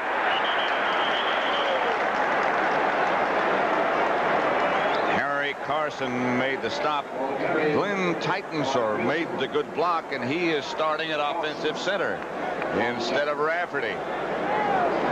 Watch this. It's a reverse. Here's Pearson. He starts back in motion. Now the ball snapped. He gets a handoff from Dorsett here. Now right in front here is going to get a good block from Titensor. Right there. You see, and Titensor freed him to just pick up about those 2 or 3 yards. Otherwise, it could have been a loss. So it'll be second down and 7 at the 37. Just opening the second half. Newsom has replaced Dorsett. Handoff is to Springs, and Springs gets out very near a Dallas first down. He may have it. Brian Kelly and Terry Kennard. Check out that blocking. Well, it's a draw play, so it should start out like pass protection. You see, they're not going to fire into him. Here, the center and the guard do fire down. Geez, that's good blocking, the nose tackle. Then the tackle does a pass protection, and they run between the nose tackle and the defensive end. Jim Burt, by the way, John, has back spasms. He had back problems, and his place has been taken by Charles Cook, number 74. You mentioned that good blocking on the nose tackle. There he is, number 74. That's Charles Cook, and he was just activated for today's game. That's a welcome to the league. The old center blocks on him. The guard comes down. See, then they seal him off, and they invite the end up the field in pass protection and run the draw between the two. Rafferty on the sidelines, Burt on the sidelines. The center and the nose tackle who began. This is Dorsett. Tripped up in the backfield by Lawrence Taylor and really cut down. Fumble. The officials say that they already encountered the ground, and so there is not a fumble. Lawrence Taylor upset. I don't know, but Lawrence Taylor comes through here like he's shot out of a cannon. Watch the I formation. They're going to hand to Dorsett. Now watch, here comes Taylor right in there. Now what they're saying again is that the ground can't cause a fumble. Taylor hit him in the knees, and when the ball hit the ground, it bounced out of Dorsett's hands. Second and 11. As Dorsett lost the yard after that tackle by Lawrence Taylor. He's coming again. Did a good job on him. Pass is intercepted by Terry Kennard. Cowboys are saying he was out of bounds. You usually when it happens in front of a bench, that team gets the call. Let's see what they're going to do. Oh, I think they're saying he's out of bounds. Intended for Tony Hill. Ernie Stotler of the Dallas coaching staff was all over the officials very quickly. That whole Dallas bench was there and happened right in front of him.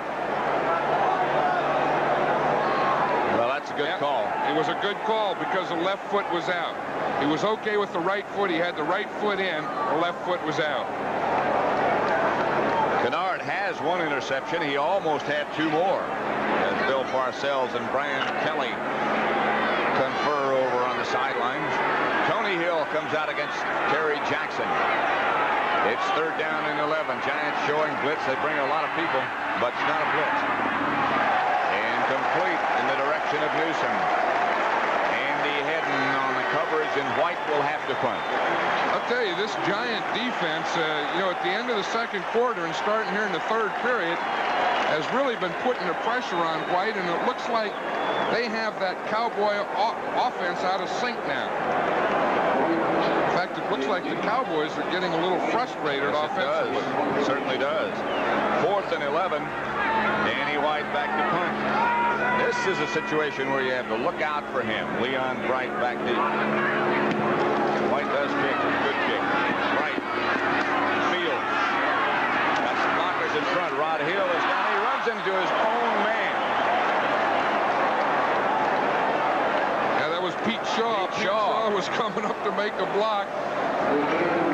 We see Leon Bright starts to cut back. Now look, he starts to run to the right. Then he's going to cut and go back to the left. Now watch, Pete Shaw is behind him. Pete Shaw is looking to make a block. And he just knocks Leon Bright down.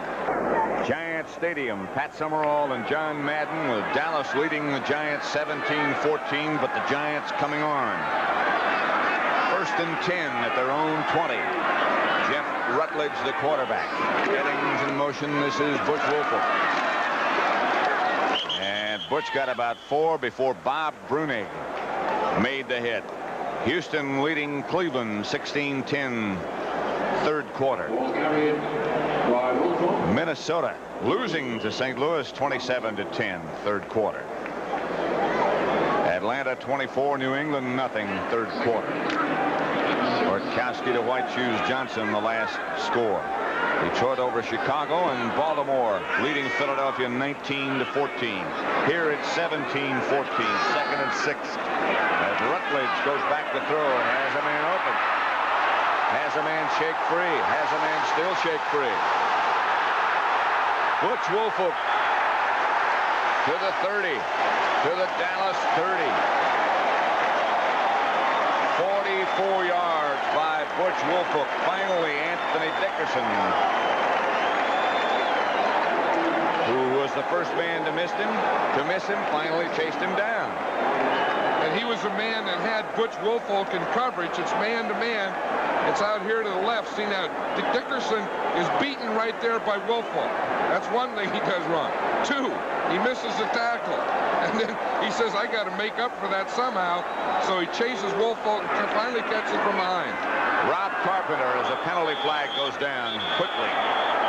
And the Giants are probably offsides. Harvey Martin, who started the second half on defense for Dallas, made the stop.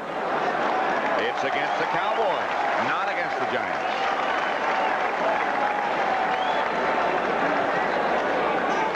These two teams didn't play last year because of the strike situation. The last time they did play, the Giants won 13-10 in overtime. Freddie Wyant. Encroachment, number 51, first down. Boy, that's a tough time for old Anthony Dickerson. He got beat on coverage, missed a tackle, and on the next play, he lines up offsides, or encroaches, they call it. Say, man, someone's picking on me. 1st and 5 from the Dallas 27. Handoff, and quickly hit is Butch Wolfolk by Randy White. Randy White must have made some move there on guard Billy Ard, because I don't even think Ard touched him. Let's see if we can see it from the end zone here. We'll be in the left side. See the left guard right there? Oh, he's blocking down. It's the center's block. See the center and the tackle block him right into the ball carrier. Brad Benson was trying to come with a cutoff block. And that's a tough guy to cut off. Here's Rutledge, rolling control roll. Sheds one tackler, throws down to Mulledy. Mulledy to the 10, and it's a Giant first down. Michael Downs finally made the stop. 15-yard gain. I think we'll see more and more of this. You see here, if he drops straight back, then he has to throw in the rush. You see, he starts back, he's going to roll to the left. There's Randy White. He makes him pull up, takes a few steps up, and he finds Mulledy right there. You see Brunig was there. He thought the play was over. He thought he was sacked, and he stopped his coverage of Mulledy. Mulledy gets a Giant first down at the 11, 1st and 10. Giants with a chance to go ahead, or at least tie. Hand off to Butch Woolfolk. He is taken down by Harvey Martin as he tried to cut back. I'll tell you one thing, if the Giants don't pick up a first down or a touchdown here, I bet they don't go for that fake field goal again. I would bet you're right. They'd probably like to have it back. The score would be tied right now, 17-17. One of the reasons that the Giants made a change from Scott Bruner to Jeff Rutledge was their inefficiency inside the 20. So let's see what Rutledge does. 2nd and 7. Rutledge rolls again. Cuts again. Ed Jones cut him down at the 10. Might have lost the yard.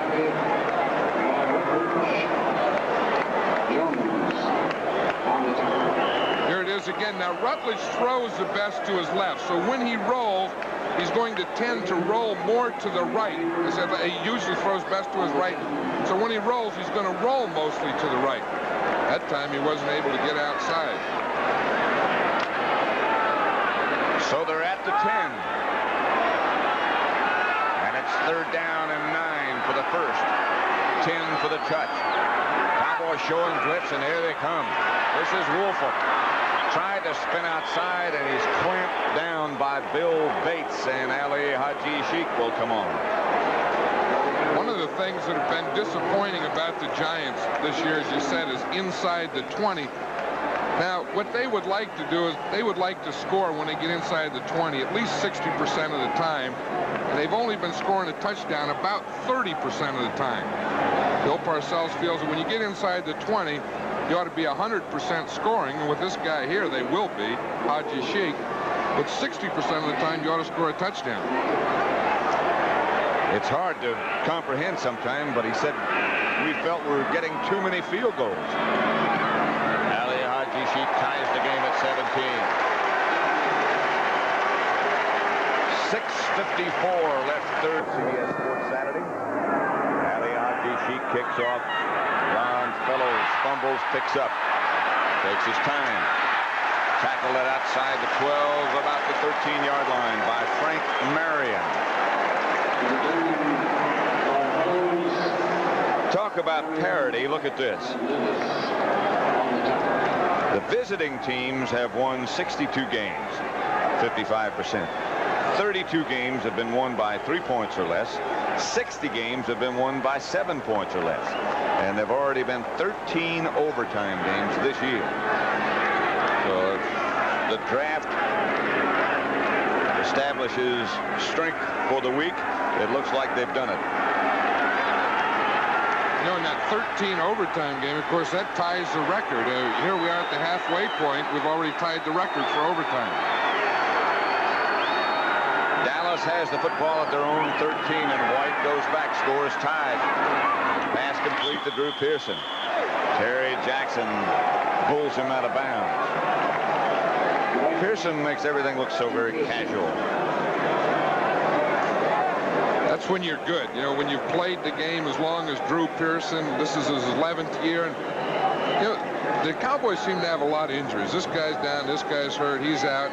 But Drew Pearson always seems to be there, doesn't he? Seems to show up. Yeah, I mean, guy's hurt. He never seems to get hurt or anything. The only time I can remember him being hurt for any extended period was when he hurt himself spiking a ball in the end zone. They don't do that anymore. Here's Dorsett to the outside. Dorsett out for about 8. Terry Jackson made the stop. Drew hyperextended a knee in the end zone with some extra acrobatics. It'll be 2nd and 1 as Dorsett got 9. You know, in that last play, Doug Cosby made a nice block on Lawrence Taylor. They ran at Lawrence Taylor and picked up 9 yards. That doesn't happen very often. It was a good block by the tight end, Doug Cosby. Lawrence Taylor, number 56, lined up outside on the right side, not showing blitz this time, but you never know. And here he comes. Outside quickly. Drew Pearson. Terry Jackson had a hand on it. Tony Hill, I'm sorry, not Drew Pearson. Terry Jackson saying that's about as close as I can get to him. And how did Danny White get that ball into Tony Hill? That was a heck of a throw. There wasn't much room. It really was. Let's watch it. We can see how close Terry Jackson is here. Well, it's from the end zone. White just takes 3 steps back, hits it out there. There's Jackson right there. He just waved his right hand on it. He got by that right hand and into Tony Hill's arms. It's Hill against Jackson on the left side one more time. Pearson is split out wide to the right. Dorsett the lone setback. White will throw again. Does throw again. Cosby is wide open. Cosby's gone.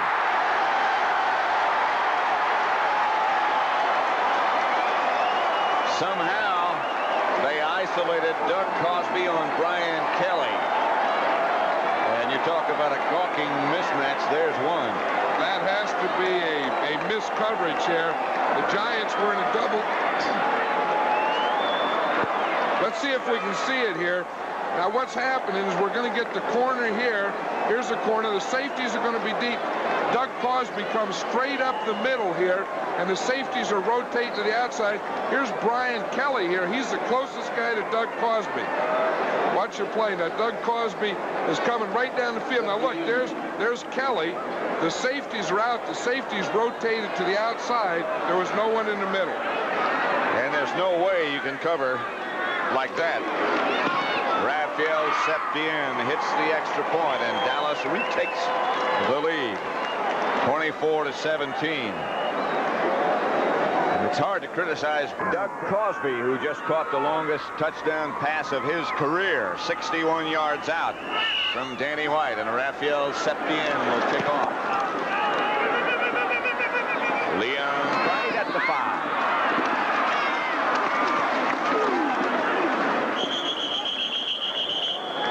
Jim Jeffcoat down to make the stop. Let's watch what happened on the touchdown. Now here's the weak safety, Kennard. He's going to come weak, work here. The corner, of course, here goes here. Now the safety's up here, so when Cosby releases, the only guy that can cover him is right there, Kelly. See, the strong safety's up in the line of scrimmage. A weak safety, watch him, he'll work right out here. You see now Cosby just blows off the line right there. Now the closest guy is Brian Kelly, and of course that's a mismatch. What did Bill Parcells say about Terry Kennard? They're going to fish him? Well, they did. He went weak, and Cosby went strong. Eddings has the reception, covered by Walls. First down, Giants. Dallas leading 24-17, but not over by any means. There's Eddings out here again. Now, once you know a guy has speed, you have to honor him deep. See, so we see the corner. Walls is off him, so then Eddings can just make that out cut in front of him. You always have to make him think you're going deep. Then you can get those ins and outs and hooks. First down, Giants at their own 42. 5:27 left third quarter. Jeff Rutledge gives to Ron Carpenter, who cuts back over the middle. Hit by John Dutton. Randy White on the bottom of it, too. A couple of other scores. Tampa Bay 12, Pittsburgh nothing third quarter. 4 field goals by Bill Capice. Buccaneers long overdue. Houston also long overdue. They lead Cleveland 16-13 third quarter.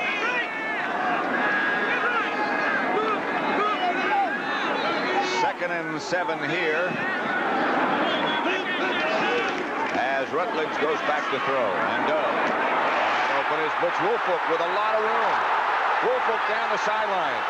Downs finally knocks him out of bounds inside the Giant 15 at the 11.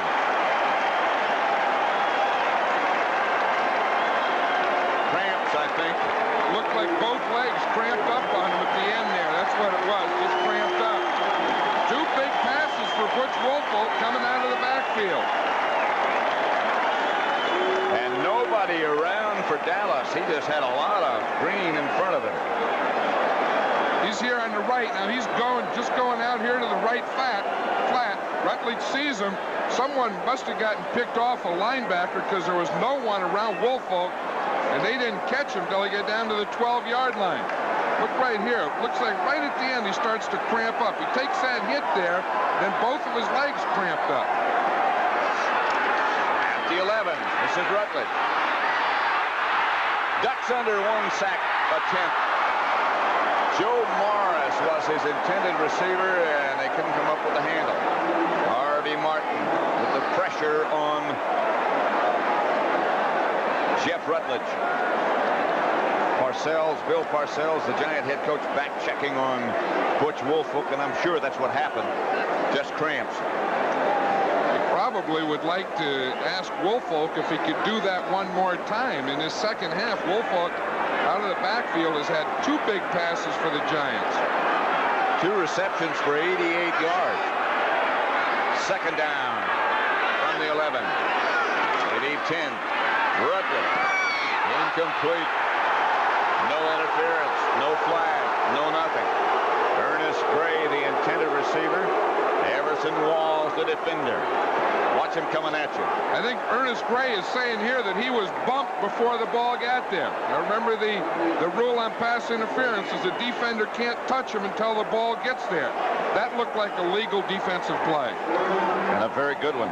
That was something. Everson Walls was on his back from the outside, reached around him with his right arm and got his hand in there. So it'll be 3rd and 10. And again, the Giants have trouble inside the 20. Woolfolk is back with Carpenter. He's the other running back, and Rutledge goes shotgun, and the Dallas Cowboys show blitz. Gray can't hold it. Fellows was the defender, and Ernest Gray just couldn't get the handle. I'll tell you, you can't blame Jeff Rutledge for that one. That's about as well as you can throw the ball on a blitz. Now, this ball has to be caught. Ron Fellows makes a nice job. He does a nice job of hitting Gray there. But doggone, when a receiver on the goal line, you have to play like a linebacker there. When you get on the goal line, you have to make those plays. I mean, that was a good throw, good protection, and Gray has to make that play. However, he didn't. So Ali Haji Sheik from 29 yards out will try the field goal. He gets it up in the air so very quickly. He's only missed 2 all year, and he hits that one. And so it's Dallas 24, the Giants 20, and we have Dallas 24, the Giants 20. With 4:21 left, 3rd quarter, as Ali Haji Sheik kicks off. And it'll be Fellows. Coming left. Fellows out to about the 23 or 24. Frank Marion made the stop. Next Saturday begins with the NCAA today. It'll either be Pittsburgh against Notre Dame or Florida, Georgia, plus regional games, 3:30 Eastern Time, right here on CBS. Right now, Pat Summerall and John Madden at Giant Stadium, where the Cowboys lead the Giants 24-20 with 4:10 left, 3rd quarter. Tony Hill comes wide to the left. Drew Pearson is out to the right. Handoff is to Dorsett. And Tony D bangs out for about 8 yards. Bounces for a little bit more, but they'll move it back. That was an interesting play here. It's a sucker play, and what they're trying to do is they sucker the nose tackle. Now watch the center here. Instead of blocking straight ahead, he'll just go back. Watch him. He just goes back, and he lets a nose tackle take him out. The nose tackle goes with the center off to the right, and they just sucker and run right up the middle.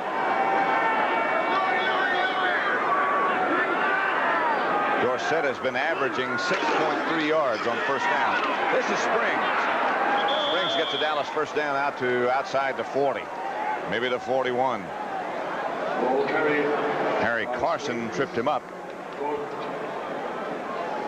See what happened to Harry. Of course, he's the second guy there, number 53. Watch that. He does a pretty good job of taking on that blocker. That was Rafferty. It was Tom Rafferty going. He goes, whap, puts him down, and makes a tackle. That's the way an inside linebacker plays. Harry is a strong man. Harry says the men play inside, the boys play outside. Dorsett swings out of one blocker, away from one tackler. Terry Jackson came up to knock him out of bounds. Dorsett just barely got headed upfield. That's Anthony Dickerson over on the sideline. Houston 19, Cleveland 13. Florian Kemp just kicked a field goal. Buffalo 27, New Orleans 7.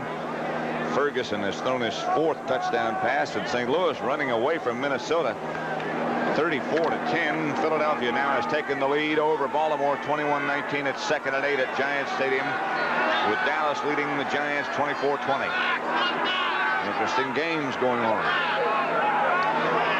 Tony Hill shifts out in motion. White back to throw. Does throw. Incomplete. Drew Pearson, the intended receiver. The defender was Mark Haynes, who did an excellent job. And the rusher was Lawrence Taylor, who knocked Danny White on his back. Watch this. He'll come from the left of the screen. Now, there's pretty good pass protection here in the middle. Now, watch Taylor here. He's working on Howard Richards. Watch. Oh, it was Carson. Excuse me. I thought that was Taylor. But, Jesus, Danny White threw that ball. Did Harry Carson give him a lick?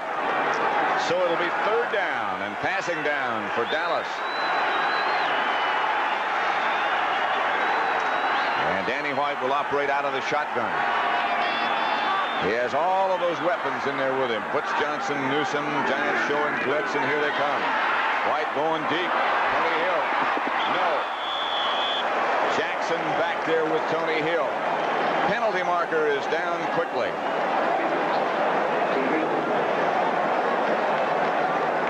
Leonard Marshall, number 70 for the Giants, put whatever pressure there was, holding against the Giants.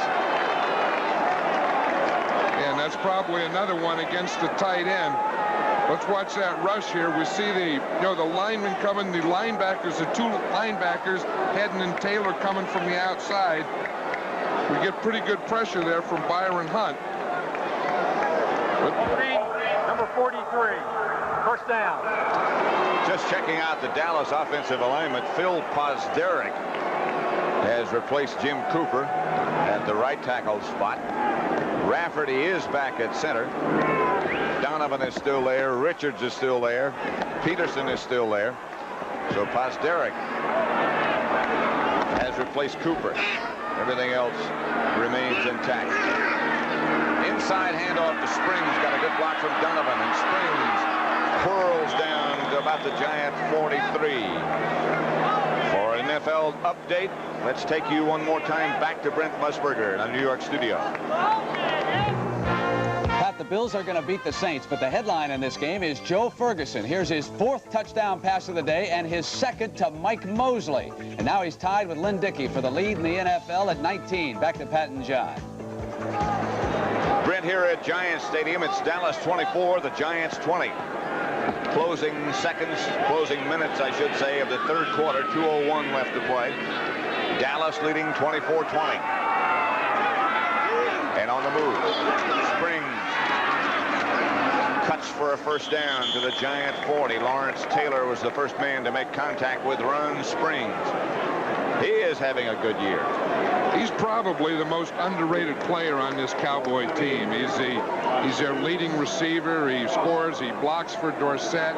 He runs the ball. I'll tell you, he does everything. And last week he threw it. Threw it left-handed to the quarterback. Of course, that play was the only reason Danny White was eligible is because he was in a shotgun. Had he been up under the center, he wouldn't have been an eligible pass receiver. 1st down, Cowboys at the Giants 40. White goes back to throw. Gets it outside quickly, and this is Ron Springs. He gets the 1st down, stays on his feet, gets out of bounds. Terry Jackson hit him, forced him out of bounds, but Springs. I think Springs ran right over Terry Jackson. Jackson was coming up to make the tackle, and Springs just put his right shoulder down and ran right over him. Watch this one here. We see Springs in the backfield. You see, he fakes in there like he's blocking, comes through the line underneath. Now watch him. Now here comes Jackson right here, 24. Watch him. Boom! He just put Jackson right down and kept on going. I think you're right. He did just run right over. Never forget the game he had against the Eagles a couple of years ago, when they really had to have it. Dorsett got hurt. Springs was then a tailback. Did a whale of a job. Got Dorsett now swinging to the outside. Flag goes down. Everybody's pointing fingers at everybody else. It's going to be against the Cowboys, I'm sure. Bill Courier made the stop finally. I think it's going to be some kind of holding against the Cowboys, and it's either going to be on Ron Springs or Drew Pearson, because somehow they double-teamed out there on Mark Haynes, and one of them held Haynes. Haynes is there yelling and said, if two of you block me, you don't have to hold me. It's either going to be on 88 or 20.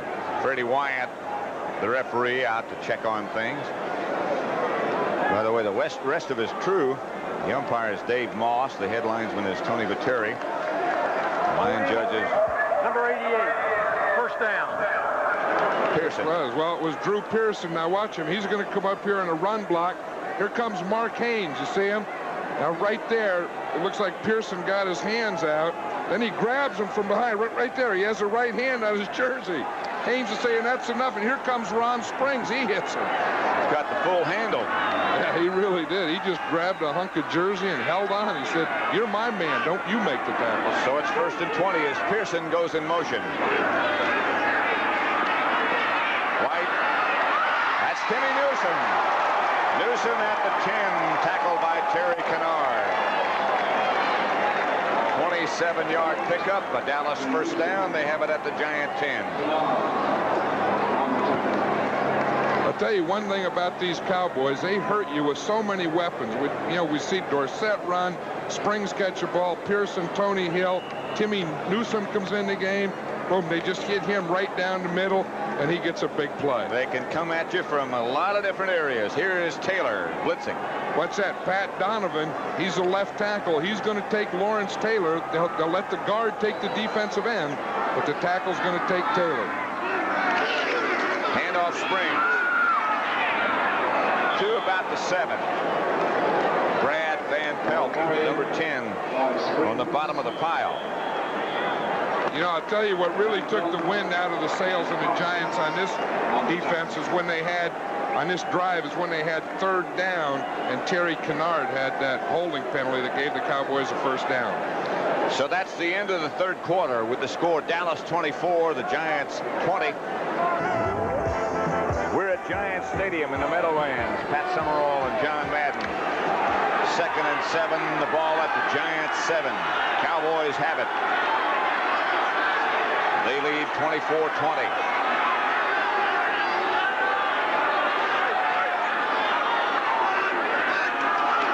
White back to throw.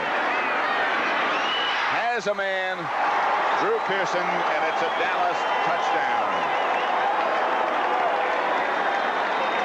Danny White. Drew Pearson. Captain to captain. That's the reason for those C's on the shirt. Here it is right here. It's a 3-step drop, just a slant in here to Pearson. He got by. I don't know what happened to Terry Jackson. He just let him go, and then the weak safety Terry Kennard didn't get over there. Watch this. Jackson lets him go, and Kennard's not there. And Rafael Septien with Glenn Carano holding will try to put Dallas with a bigger advantage, and he does. Septien hits the extra point, and it's Dallas 31, Giants 20. Let's watch that touchdown for here. Now, it's going to come from out here, and we're just getting a slant right here. Now, here's Terry Jackson. He has him, and Kennard, the safety, should be over there, too. Watch him now. He runs the slant. Jackson just let him go. He just let him go, and the safety didn't get over there. He didn't even point to him. He didn't even point to the other defender. Madden at Texas Stadium. Dallas leading 31. We're not at Texas Stadium. We're at Giant Stadium. I'm sorry. There's a bigger hole in this roof. Raphael Septien to kick off. I think Raphael brought a bad tee with him to this game. See, the ball just fell off again. He had to use a holder once already. Septien to Leon Bright at the 3. Taken down by Bill Bates.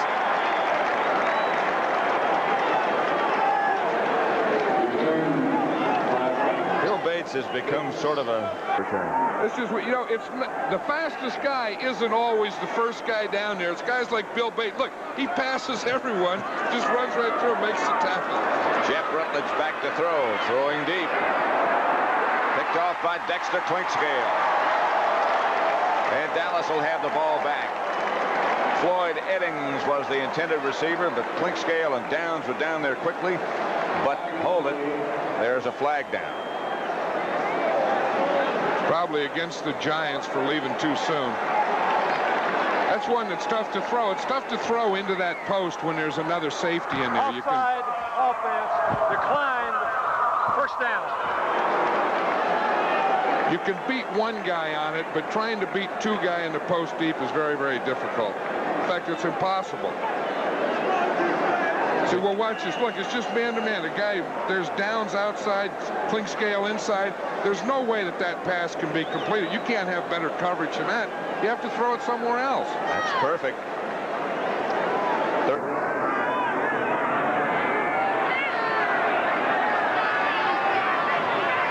After the interception, Cowboys take over. Rafferty is back at center. Posderick is still the right tackle. White gives off to Dorsett. Dorsett sees so much, feels so much. Yeah, what he saw in that time, he saw Cosby make a block. Kennard didn't know what happened. Kennard starts to run away from it, and Dorsett blocked off it. Now, watch here. Here comes Doug Cosby in motion. He's going to come out here and block on 43, Terry Kennard. Now, look, Kennard turns, and he starts going back the other way. Dorsett sees it and just runs right off that turn. He doesn't miss a thing. Nope. 4 yards for Tony. 2nd and 6. 13:55 left to play fourth quarter. Springs breaks a tackle. Brad Van Pelt finally wraps him up. Other scores. St. Louis 34. Minnesota now 17. Dills just hit Sam McCullum. Atlanta 24. New England 7. Grogan to Derek Ramsey. Detroit 31. Chicago 10. Walter Payton just scored for the Bears to make it at least respectable. It's 3rd and 5 here. And White goes back in the shotgun. I've just got a feeling there'll be something strange going on right now.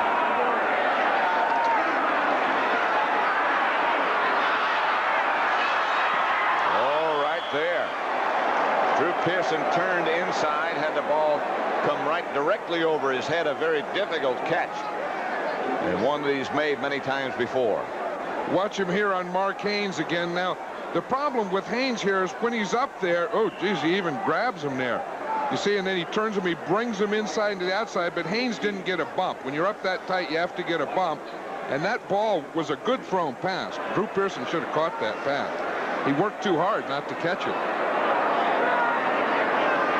Looking straight back over his head. White pick it up soon enough. Here's White. Leon Bright lets it bounce. And Fellows downs it at the 2-yard line. A flag is down.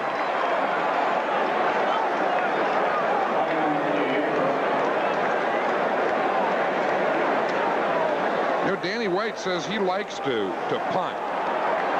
You know, being the quarterback, he says if something bad happens, he said he can take it out on the ball on the punt.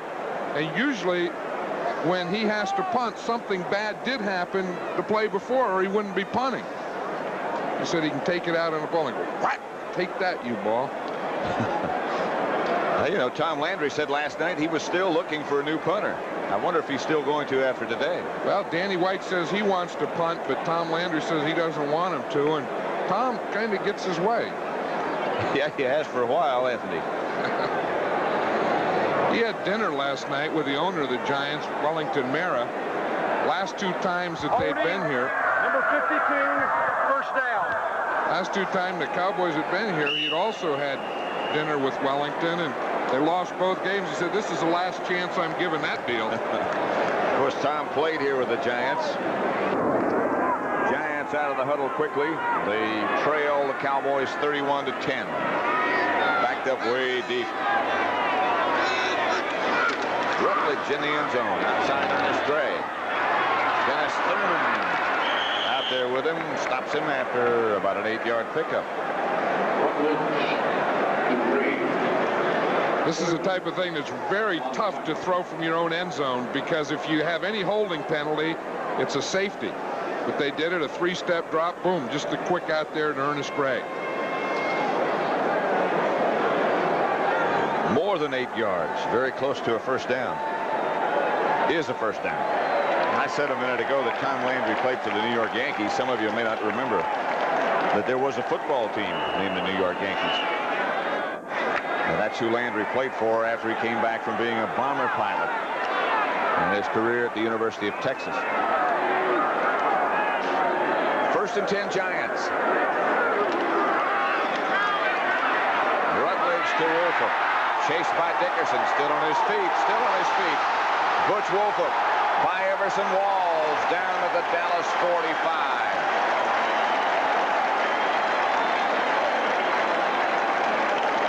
Butch Wolfolk is one of those guys who's trying to fire this Giant team up today. I'll tell you, he's been doing very well coming out of the backfield man-to-man on Anthony Dickerson. Watch him right here. You see he has him beat by a couple steps. Now as he turns up, we'll see Michael Downs come to block him there or to tackle him. Boom, he just runs right over him, does a little spin, and he finally gets taken down by Everson Wall. But that's pretty good. You beat one, run away from one, run over the next guy. He has 3 catches for 131 yards. Wolford. Rutledge back in the pocket again. This one's picked off by Dennis Thurman. He gets one good block. Thurman still on his feet, taken down finally by Mulledy. Dickerson and Wolford going at it a little bit. The Giants have had 5 turnovers, and that is hard to overcome. Well, there's a flag on that play. Let's see if we can see how it started. Wolfolk, of course, had been going against Dickerson all day. 51, unsportsman, number 25, first down. You know, I wonder why they even bother throwing flags on those things, because all they do is say unsportsmanlike conduct this team, unsportsmanlike conduct that team, and it's all off. Why don't they throw it to the guy who starts it? Ought to be the guy who won the Cowboys' best game, but they're proving it even when they're not. They're really that much better than the Giants. Dorsett loses the ball. Giants pick it up. Terry Kennard picks it up.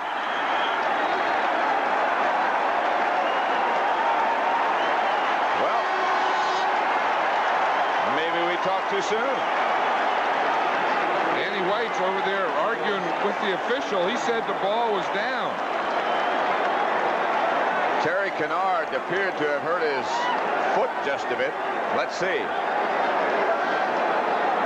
It's just the flip and the sweep led by Springs. Dorsett, oh, he just got kicked there. I see what Danny White was arguing about is that old rule that the ground can't cause a fumble, that it wasn't he was hit. The ball went out when he hit the ground. Danny White was right. When he hit the artificial turf. Nevertheless, the Giants have the ball at the Dallas 32. And Rutledge goes back to throw. Throws deep for Gray. And the flag goes down. Dennis Thurman ran into Gray. But he tried to get away. Thurman tried to get away. He's saying that it's on Gray. The Cowboys are saying it's against Gray. I don't think so. No penalty. The ball cannot be caught. No penalty. The ball could not be caught. That's a terrible rule. That's the dumbest rule in the book. I'll tell you, because how do they know that it couldn't be caught? If the guy hadn't bumped him, how do they know that the guy couldn't catch the ball? The bump is the thing that changes everything. I think the acting job does a good job here. Yeah, if he's bumped and turned off his course, how do you know that he couldn't catch the ball? I really think that is a bad thing. Say that there's no penalty because he couldn't have caught the ball anyway. You don't know. Had you let him go, he may have caught the ball. J.T. Turner was the injured Giant who walks off the field now.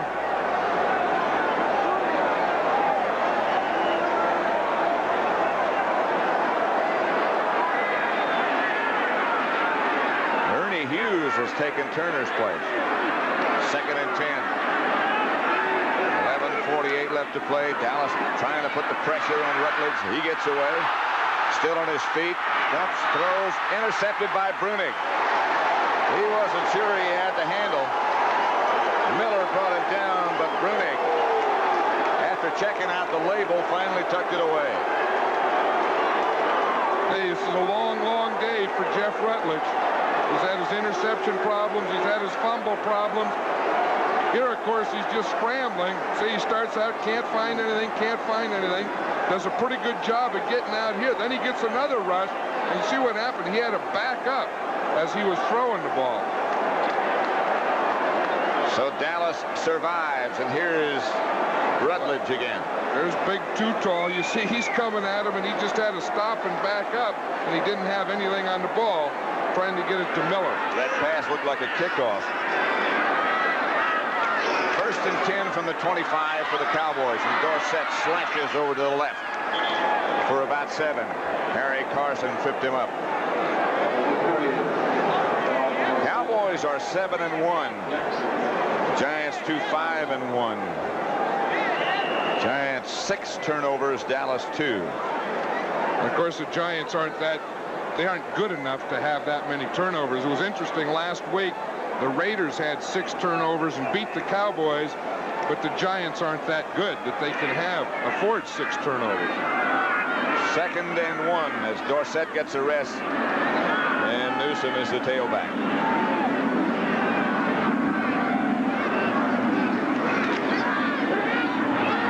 White.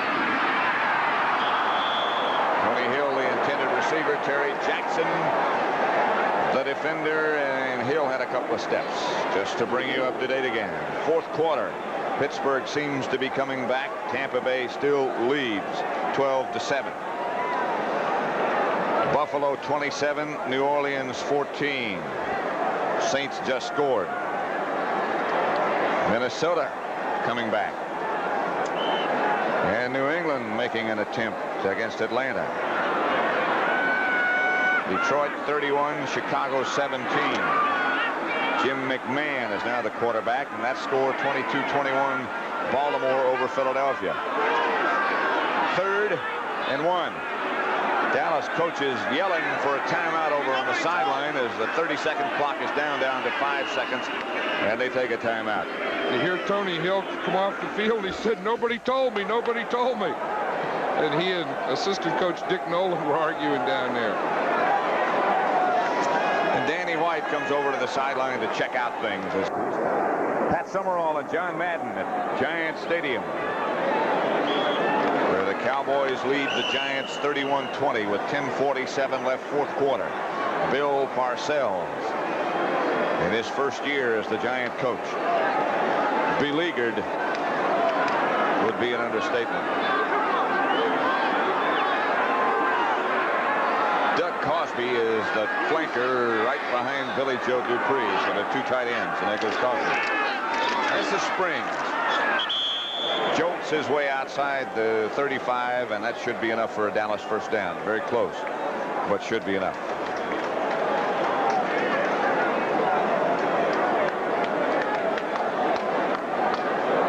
You know, it's been interesting over the years watching Doug Cosby develop as a tight end and as a blocker. On short yardage, you always bring him in motion, and he leads in on that play. And he's really getting to be a pretty good blocker. He's starting to look like a guard now. But watch him come in. He'll come in right there on the right of the screen. You see him? He just put his helmet in there, square, you know, knees bent, toes straight ahead. Boom! He's blocking like a guard. I got the impression when he first came up that he wasn't ready for that. but he has developed. This is Dorsett, cut down by Harry Carson. But he got about 6, and Dorsett now is slow in getting back to his feet. Carried 21 times for 85 yards.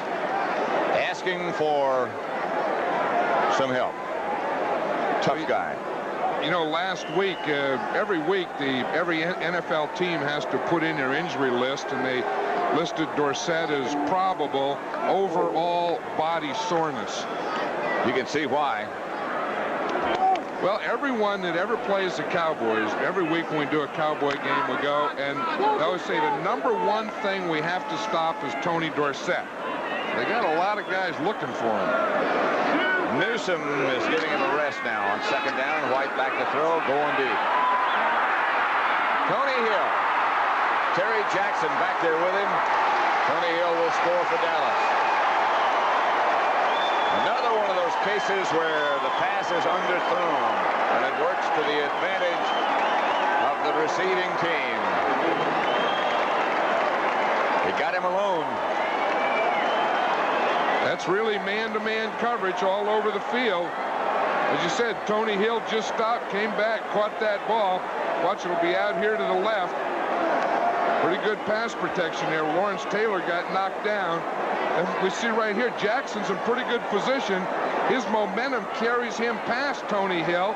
He stops, Hill makes a move there and goes in for the touchdown. Danny White's 5th touchdown pass of the day. That ties a club record, which was shared by Eddie LeBaron, Don Meredith, and Craig Morton. 5 touchdown passes for Danny White. Septien adds the extra point, and it's Dallas 38. The Giants 20. Bill Parcells. Scott Bruner hasn't had an offensive snap in 2 weeks. Septien kicks off. This time it's Joe Morris. Morris swings outside the 30 to about the 31. Another one of our long games. First final of the day. Atlanta beats New England 24-13. Their record goes up to 4-5, and don't count them out of that picture at all. With people like William Andrews and Steve Bartkowski, they'll be factors.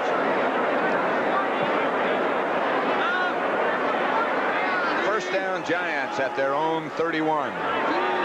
Rutledge up under the center. Now the Cowboys can lay it back and go after him. Dickerson takes down Rob Carpenter after about an 8-yard gain. You know, those Falcons have another great player, and we saw him last week, and that was Billy White Shoes Johnson. He looked like a one-man gang, didn't he? He had, what, 221 yards by himself? Right. Baltimore beat Philadelphia. That makes the Eagles 4-5, and Baltimore still in the picture in the AFC East. Here is Butch Woolfolk cutting back and cutting out to the 45. Stopped by Dennis Thurman. The Jets play San Francisco later on this afternoon. The 49ers appear to be back, don't they? I'll tell you, they looked that way in training camp. Last year, they just never seemed to regroup from their Super Bowl season. And this year, from the day they went to training camp, they look much, much improved. The Cowboys now go with a 4-man front, 2 linebackers, one of whom is Bill Bates. Oh, what a hit on Butch Woolfolk by Dennis Thurman.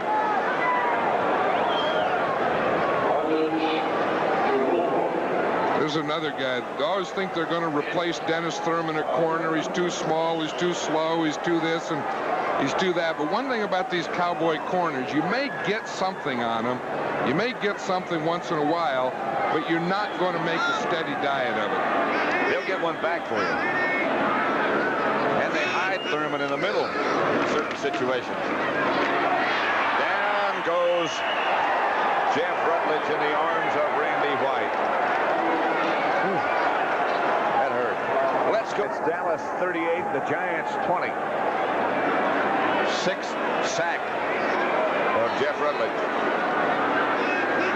Now by Randy White. Rutledge back. Fires to the outside. The Woolfolk and Pates is right out there with him. Lawrence is one of those guys like Lawrence Taylor. He likes the game. He sure does.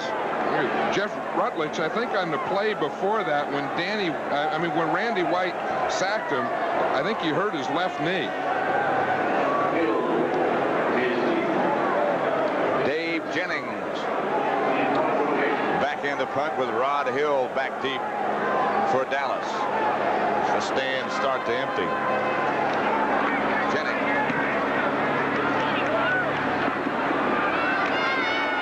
Rod Hill.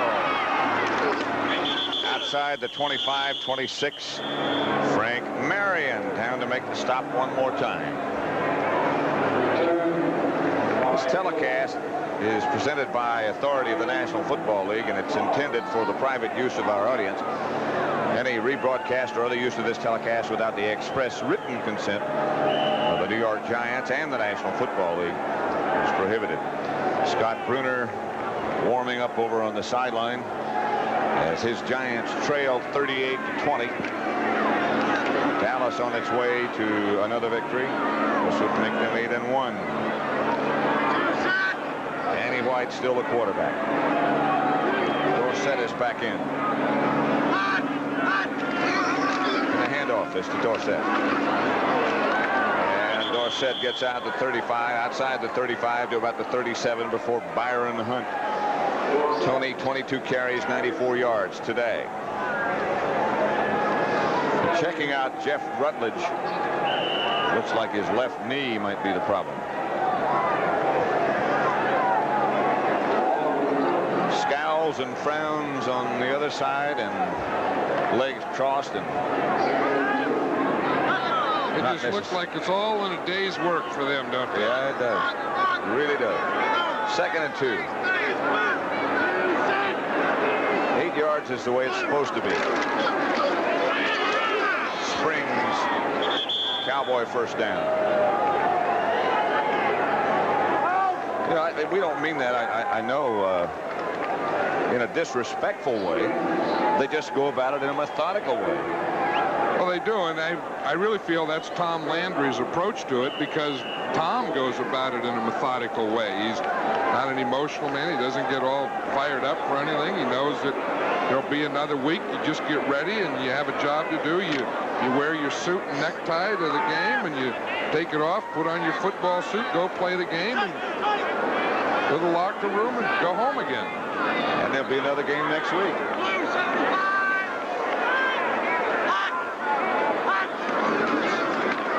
Newsom.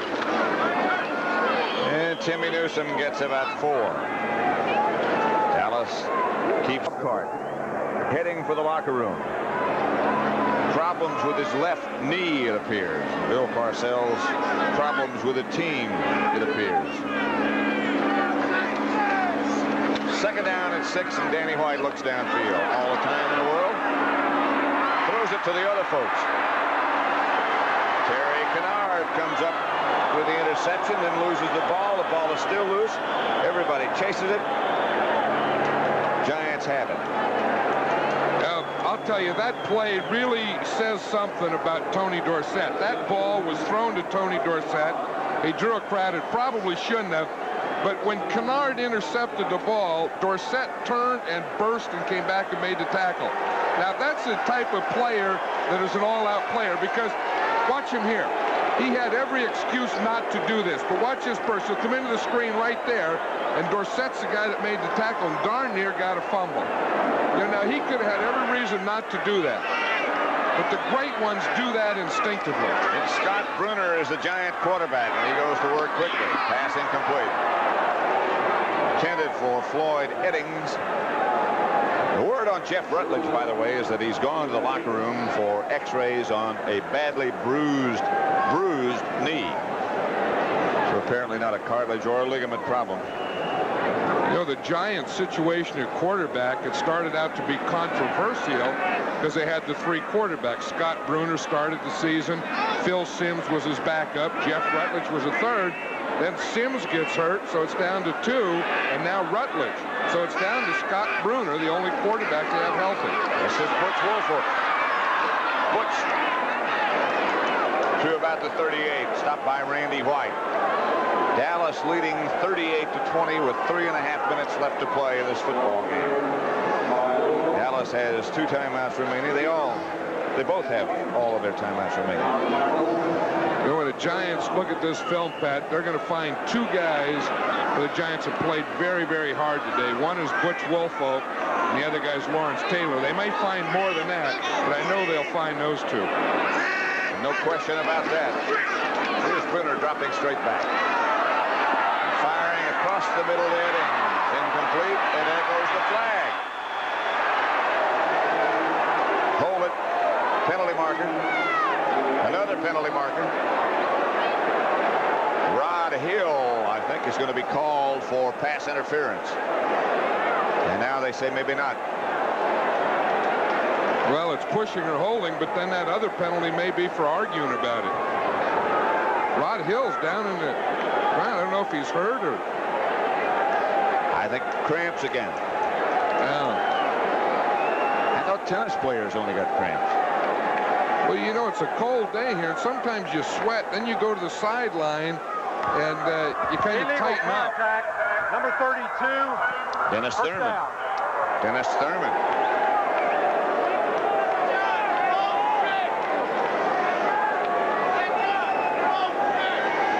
That's Dave Jennings over on the sideline. I'm not sure what he has in mind.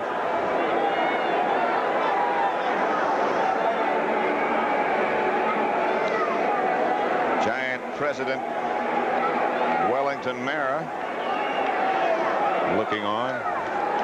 Rod Hill, I'm sure, with cramps. Boy, you think about what we mentioned at the top of the show. Excuse me, John, go ahead. I'll tell you, that was a heck of an effort right there. Yeah. No wonder. I mean, he deserved to get a cramp on that one. He really stretched out. But you know what happens, I think? Here's what I was saying. You know, it gets cold, and then they go in and they play, and then they sweat, then they come off on the sideline, and they kind of tighten up. Then they go back in, and they stretch out like Rod Hill did on that play, and it's easy to get a cramp. I mean, the worst thing is it's easy also to pull a muscle. You think about the fact that this stadium seats almost 80,000 people. I'm just showing you Wellington Mara a minute ago, who is the president of the Giants. You think about the fact that they've had 73 consecutive sellouts ever since the stadium's been open. And when his father purchased the team, it was $2,500. Good return on investment. Not bad. Winner for Woolfolk. Dennis Thurman on the coverage. Let's forward it. Legal, touchdown. No forward motion, right? You called it. Here's Brunner back to throw. Under pressure. That's going to be out of the end zone. Rod Hill caught that ball. He got that cramp again. He did. Yeah, they took him out for one play, and then he came right back in. That was the same thing. It's a cramp in that left leg. Well, both legs, I guess. You talk about triple coverage, man. That's throwing into coverage. That's 4 of them. That's quadruple coverage. Now watch Rod Hill. He goes up the highest. He catches that ball right there. He was out of bounds. I mean, it doesn't count. He was out of the end line. That was quite an effort. That looks like back at training camp. I'll tell you what. Well, let's look at some other scores. Detroit 38, Chicago 17. That's the final. The Lions have gotten suddenly tough. Houston and Cleveland tied at 19 in the fourth quarter. St. Louis 41, Minnesota 31. Cincinnati 6, Green Bay nothing. First quarter. Pete Johnson scored the touchdown. Miami leads the Rams 7-0 first quarter.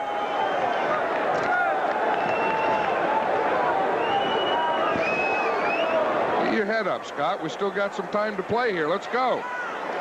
Tell you what, if you've never had, I started to say a minute ago, if you've never had those cramps in your legs like that, it's like somebody stuck a knife into your leg.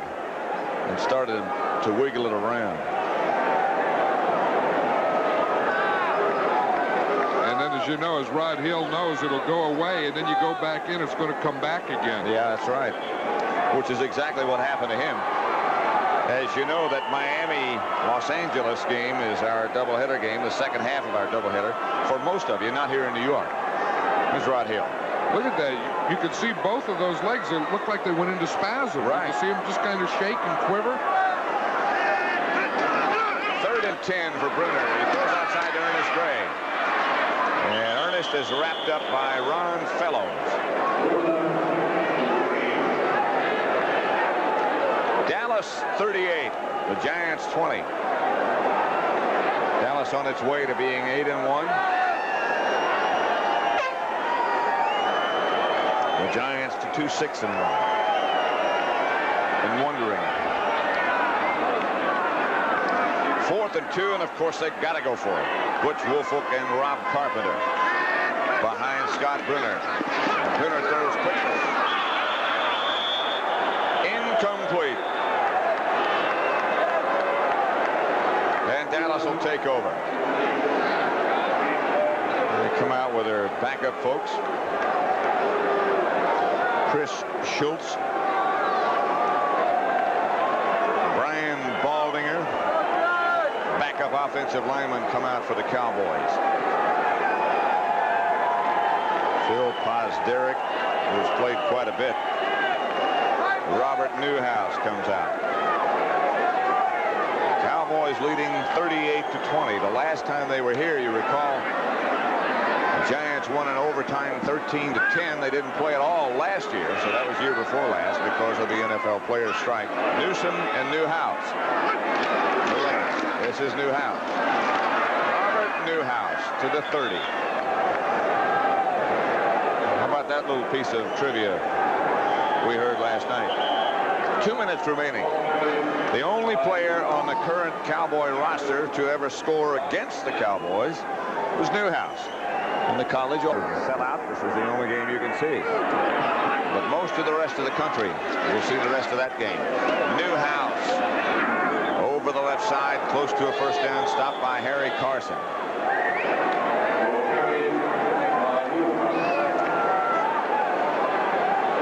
Cowboys going with an offensive line of Phil Pozderac, Chris Schultz, both of whom are 6'8" and about 270 pounds. Hogaboom is the quarterback. Crosby still playing. Herbert Scott is, of course, number 68. Executive producer of the NFL here on CBS is Terry O'Neill. The senior producer, Charles Milton III. Produced by Robert D. Stinner. Any comment, John? I'll tell you, it's been a joy. No, I do have something to say. It's been a joy, and we're going to miss him. Sandy Grossman, our director. Joan Vitrano, the associate producer. Artie Tin, it's always nice to have him around. That gives you a comfortable feeling. Scott Johnson, Bob Brown, Bob Seiderman, an audio man. But Bob Stinner will be missed. He is leaving us as of this week. We want him back.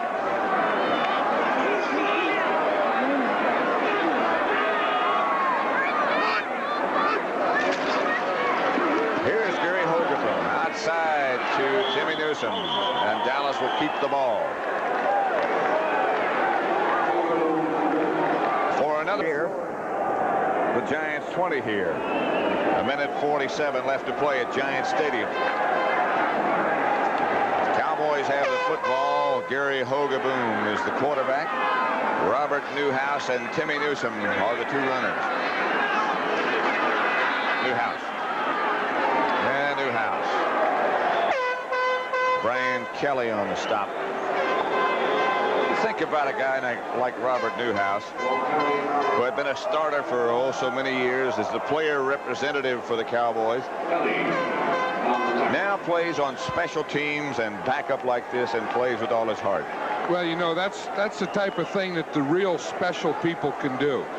You know, and Robert Newhouse is that type of guy. I mean, you know, the real team type of guy. You know, whatever the team needs, I'll do it. I want to be a part of it. You mentioned last week that you ran into one of my ex-players. It was the same type of guy, Pete Banaszak. Right. Pete Banaszak had been a starter at halfback and fullback, started in a Super Bowl, finished up, and he was a short yardage guy and a special teams guy, and he gave everything he had plus more. He really didn't have that much.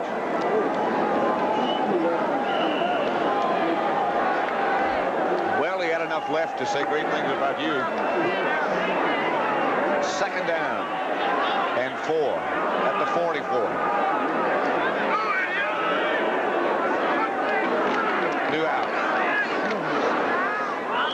Newhouse at about the 46 is wrapped up there. Danny White. Harry Carson with the stop. Danny White with 5 touchdown passes.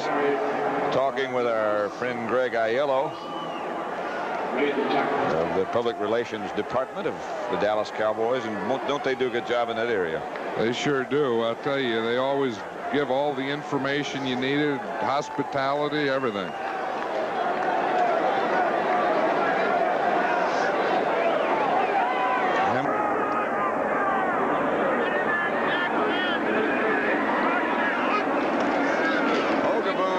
To Newsom. Timmy Newsom gets a Dallas first down and rumbles down into Giant territory. Dallas will have the first down. Again, here is Brent Musburger. Pat, next Sunday, of course, the Eagles and the Cowboys will meet head-on. And today, the Eagles lost to the Colts as Raul Alegre nailed this 31-yard field goal with time running down. 22-21. Back to Pat and John. Remember, we met him the last preseason game, the Houston game. He was still there, and he was working with that guy, Rafael Septien. Even Rafael said, you know, he's a good kicker. He's going to play someplace in this league. He's not going to play here on this team. This is my team, but he'll play for someone else. And he just beat the Eagles for Baltimore. Here's Giant swarm on him, led by Leonard Marshall. A couple of final scores as this game is running longer and longer. Pittsburgh beat Tampa Bay. That's 9 straight the Bucs have lost. Pittsburgh 17, Tampa Bay 12. Buffalo 27, New Orleans 21. Clock is running down and out, and the Cowboys will win this one as everybody's starting to walk off the field, and it's going to be a long night and appears to be a long season for Bill Parcells. And Tom Landry, those 5-yard markers and those hash marks don't get any further apart for him. He still takes those long steps. So for John Madden, this is Pat Summerall saying so long from Giant Stadium. Be sure to stay tuned for the second half of our doubleheader as the Los Angeles Rams visit the Miami Dolphins. Once again, the